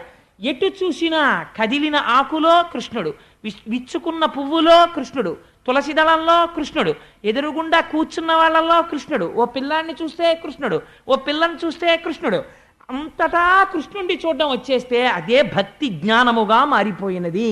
ఇప్పుడు నీకు ఇంద్రియ భోగములు ఆగిపోయి లోకమంతటా కృష్ణమయం జగత్తు కింద కనపడుతోంది. ఈ జ్ఞానమును ఇచ్చేవాడు కూడా ఈశ్వరుడే. దీనికే భక్తి యోగం అని పేరమ్మా. అది పరిపుష్టమవడానికి లోపల ఉండి సాక్షిగా ఉన్నటువంటి పరమాత్మ దర్శనానికి ఈ భక్తి యోగాన్ని అవలంబించాలి. ఈ భక్తితో ప్రారంభమై భోగముల యొక్క విరక్తి అనబడేటటువంటి వైరాగ్య సంపద కలిసి జ్ఞానమై అంతటా కృష్ణ దర్శనము చేసే స్థితిని పొందిన నాడు వాడు మోక్షమును పొందుతున్నాడు. లేనినాడు ఏమైపోతున్నాడో తెలుసా అమ్మా? వాడు మళ్ళీ ఇక్కడ ఇంత కష్టపడి శరీరం వదిలి అన్ని యాతనలు పడి మళ్ళీ ఒక పురుషుడి యొక్క వీర్యమునందు ప్రవేశించి ఒక స్త్రీ రేతస్సుతో కలుస్తున్నాడు. కలిసి ఎంత చిత్రం అవుతుందంటే 5 రాత్రుల తర్వాత వాడు స్త్రీ యొక్క యోనియందు బుడగగా మారుతాడు. ఎంత బాధలు పడతాడో ఆలోచించు. ఒక బుడగవుతాడు, అందులో పడి పుల్లటి కంపులో పడుంటాడు. ఆ తర్వాత 10 రాత్రుల తర్వాత ఒక రేగుపండులాగా రేగుపండంత వాడవుతాడు. 1 నెల పూర్తయ్యేసరికి తల ఏర్పడుతుంది, కింద ఏమీ ఉండదు, వేలాడుతుంటుంది అంతే. ఇది డీకంపోజ్డ్ కార్ప్స్ అంటారే, కుళ్ళిపోయిన శవం ఎలా ఉంటుందో అలా ఉంటుంది. ఇంకా కళ్ళు ఉండవు, చెవులు ఉండవు. ఈ చెవులు ఏర్పడకుండా కన్నాలు ఉంటాయి. ఒక్క తలకాయ మాత్రం ఏర్పడుతుంది, ఇంకా చర్మం ఏర్పడదు, ఒక్క కపాలం ఏర్పడుతుంది. పరమ భయంకరమైన రూపంతో అమ్మ కడుపులో కొట్టుకుంటూ ఉంటాడు. ఆ తర్వాత 2 నెలల తరువాత చేతులు కాళ్ళు ఎముకలు కింద వస్తాయి. ఎముకలతో చేతులు, ఎముకలతో కాళ్ళు మాత్రమే ఉంటాయి. ఎముకల చేతులు, ఎముకల కాళ్ళతో, పైన తలకాయతో, పుర్రెతో అలా అమ్మ కడుపులో పడుంటాడు. ఆ తర్వాత 3వ నెల అయిపోయిన తర్వాత మెల్లిగా చర్మం వచ్చి దాని మీద వెంట్రుకలు పుట్టడం మొదలవుతాయి. ఆ తర్వాత గోళ్ళు రావడం మొదలెడతాయి. చిట్ట చివర 4 నెలల తర్వాత చర్మము, రక్తము, మాంసము, కొవ్వు, అస్థి, శుక్ల, మేధ అనబడేటటువంటి 7 ధాతువులు ఏర్పడతాయి. 5వ నెల పూర్తయ్యేసరికి ఆకలి ప్రారంభమవుతుంది. ఆకలి ప్రారంభమైతే అమ్మ శరీరంలోంచి ఒక నాభికి గొట్టం ఒకటి ఏర్పడుతుంది. అమ్మ తినకూడని పదార్థం తినేస్తుంది, ఈ లోపల మంటలు బయలుదేరుతాయి. అమ్మ తాగకూడనిది తాగుతుంది, లోపల పడిశం పట్టేస్తుంది. అమ్మ తినకూడనిది తింటుంది, లోపల దగ్గొస్తుంది. అమ్మ తిన్న పదార్థములో కొంత భాగము తనలోకెళ్ళి జీర్ణమై అక్కడే మలమూత్రములను విసర్జించేస్తాడు. అందులోంచి పురుగులు పుట్టేస్తాయి. పుట్టేసి చాలా కోమలమైన ఈ చర్మాన్ని కొరికేయడం మొదలెట్టేస్తాయి. తల కిందకుంటుంది, కాళ్ళు పైకుంటాయి. అమ్మ కడుపులో ఎడమ పక్కకి మాత్రమే కదులుతాడు, కుడి పక్కకి కదలడానికి ఉండదు. 4 నెలలు అలా పడుంటాడు. తిమ్మిరెక్కిపోతుంది, శరీరం పెరిగిపోతుంటుంది, ఇక కదలడానికి చోటు ఉండదు. అప్పుడు లోపల పడుకుని గాఢాంధకారం, కన్ను పొడుచుకుంటే కనపడదు. ఒక్కొక్కసారి ఎప్పుడు బయటికి పడిపోతానా అనిపిస్తుంది. నిద్రపోవడానికి ఉండదు. తల కిందకి, కాళ్ళు పైకి ఉండి ఎంతకాలం అలా పడుంటాడు. ఒక పక్క తల కిందకి ఉన్న కారణం చేత ముక్కు కిందకుంది, జీవుడు అనుప్రవేశం చేసేశాడు.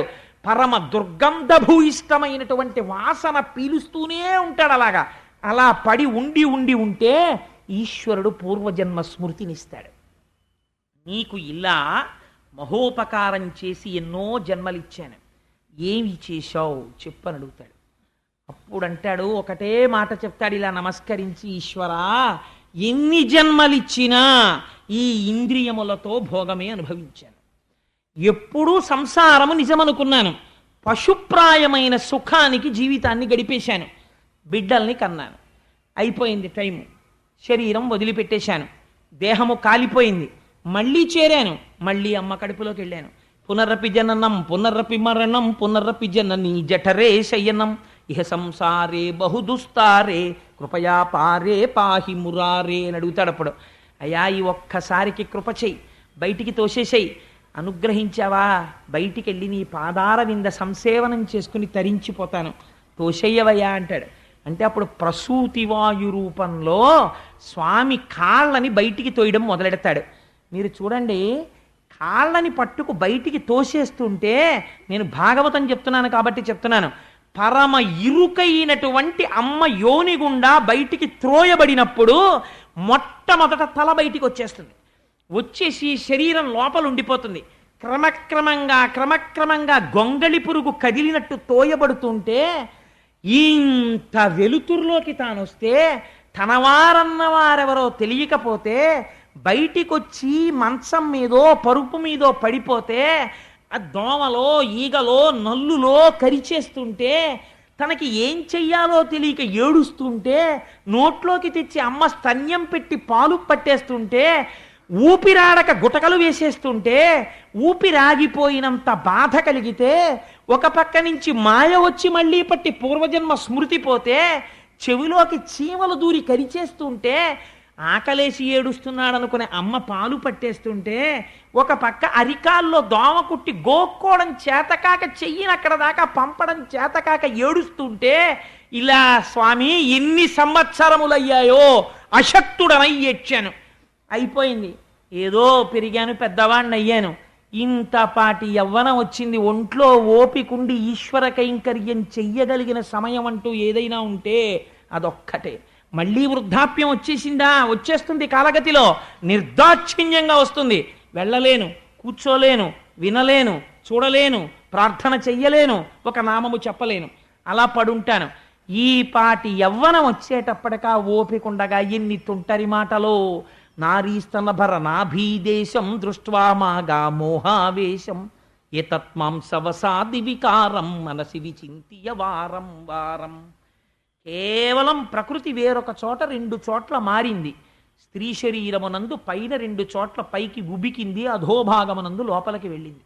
ఈ పాటి వికారానికి వెర్రివాడవై తిరిగి నీ యవ్వనమంతా నాశనం చేసుకున్నావు, మళ్ళీ ప్రారంభం. లేదా ఉన్న ఓపికంతా సంపాదనకి తిరిగావు, సంపాదించకూడదని అనలేదు ధర్మశాస్త్రం, కానీ వెర్రి సంపాదనకి తిరిగావు, మళ్ళీ మొదలు. ఎక్కడ పుడతావో అమ్మా. జీవులు ఇలా తిరుగుతున్నారు. ప్రయత్నపూర్వకంగా భక్తి యోగమును అనుష్ఠానము చెయ్యాలి. చేత కాకపోతే కనీసము శ్రవణము చెయ్యడం మొదలు పెట్టాలి. వెళ్ళి అసలు నా జీవితమేమి, నేను ఎక్కడ నుంచి వచ్చాను, నా బ్రతుకేమి అన్నది తెలుసుకోవాలి. తెలుసుకోకపోతే ఎప్పటికీ మోహమునందు పడిపోయి ఉంటాడమ్మా. ఎవడు భాగవతులతో కూడి తిరుగుతున్నాడో, ఎవడు ధ్యానము లోపల చెయ్యగలుగుతున్నాడో, ఎవడు ఈశ్వరుడి యందు ఉత్సాహమును పెంచుకుంటున్నాడో, వాడు పునరావృత్తి రహిత శాశ్వత శివ సాయుధ్యమును పొందుతున్నాడు అని చెబితేట దేవహూతి, దేవేంద్రాదులకు లేని భోగములు ఇంట్లో ఉన్నాయి, అది విచిత్రం. అన్ని భోగములను తిరస్కరించి ఒంటికి బట్ట నిలువుగా కట్టుకున్నానా అడ్డంగా కట్టుకున్నానా అన్నది మరిచిపోయినది అన్నారు. అలా శ్రీకృష్ణ పరమాత్మని హృదయమునందు నిలిపి ధ్యానము చేయగా చేయగా ఒకనాటికి గీత చెప్పి కపిల భగవానుడు వెళ్ళిపోయాడు. వెళ్ళిపోయిన తరువాత కొడుకు అన్న మమకారంతో భగవానుని యందు మనస్సు పెట్టుకుని కృష్ణ భగవానుణ్ణే స్మరిస్తూ ఈశ్వర స్మరణము వలన జ్ఞానమును పొంది, ఈ విషయములు విన్న తరువాత ప్రయత్నపూర్వకముగా భోగములు మనని ఉద్ధరించేవి కావని తెలుసుకుని త్రోసిరాదని వైరాగ్యమును పొంది, భక్తి వైరాగ్యముల కలయిక వలన జ్ఞానమును పొంది, జ్ఞానము వలన మోక్షమును పొంది, శ్రీకృష్ణ భగవానుని యందు చేరి శాశ్వతత్వమును పొందినది. ఇది జీవులందరూ విని ఉద్ధరించబడవలసిన మహోత్కృష్టమైన గాథ. కాబట్టి ఇప్పుడు దేవహూతి, కర్దమ ప్రజాపతి గృహస్థాశ్రమంలోకి వచ్చి తరించారా లేదా? ఇద్దరూ తరించారు. ఇది మొదటి వివాహం. అందరూ గృహస్థాశ్రమంలో ఉన్నవాళ్ళు అలా తరించడానికి వైరాగ్యం అంటే ఏమిటో, జ్ఞానం అంటే ఏమిటో, భక్తి అంటే ఏమిటో, సృష్టి ఎలా జరిగిందో చెప్పినటువంటి మహోత్కృష్టమైన గాథ. ఆ ధ్యానం ఎలా చేయాలో చెప్పిన గాథ కనుక దీన్ని పరమోత్కృష్టమైన గాథగా భాగవతంలో చెప్తారు. ఎవరో తప్ప, మహాపుణ్యం ఉంటే తప్ప భాగవత శ్రవణం చెయ్యరండి అంటారు. కారణం ఎందుకో తెలుసా అండి? వైరాగ్యం రావడానికి కావలసిన సంపత్తిని, భక్తి ఎలా ఉండాలో చెప్పే మార్గాన్ని జ్ఞానము ఎందుకు కలుగుతుందో మార్గాన్ని నిర్దేశనం చేసేటటువంటి పరమోత్కృష్టమైన ఆఖ్యానములను రచించి ఉన్నారు. అటువంటి గాథ ఇవాళ ఈశ్వరానుగ్రహంగా చెప్పబడింది. మనం చక్కగా ఒక్కసారి కృష్ణనామం చెప్పి బయలుదేరదాం. ఇంత విన్న తర్వాత కూడా కృష్ణనామం చెప్పడం బరువైపోతే ఇంకంతకన్నా మాయ ప్రపంచంలో వేరొకటి లేదు.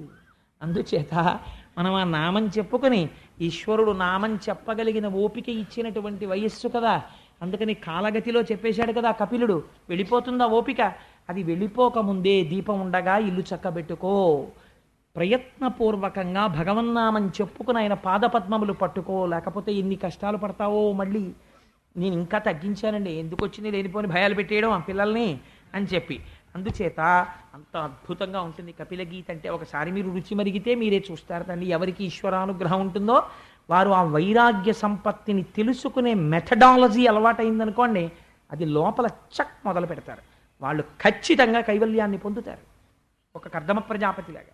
సరే, అందుచేత వసుదేవసుతం దేవం సుదేవసుతం దేవం కంసచాణూరమర్దనం కంసచాణూరమర్దనం దేవకీ పరమానందం దేవకీ పరమానందం కృష్ణం వందే జగద్గురుం కృష్ణం వందే జగద్గురుం అతసీ పుష్పసంకాశం అతసీ పుష్పసంకాశం హారనూపురశోభితం.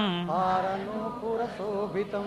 కంఠాలన్నీ కొంచెం గంభీరంగా, ఏదో కొంచెం భారంగా నిలబడుతున్నాయి ఇవాళ. రత్నకంకణకేయూరం, రత్నకంకణకేయూరం. ఇప్పుడు మారింది.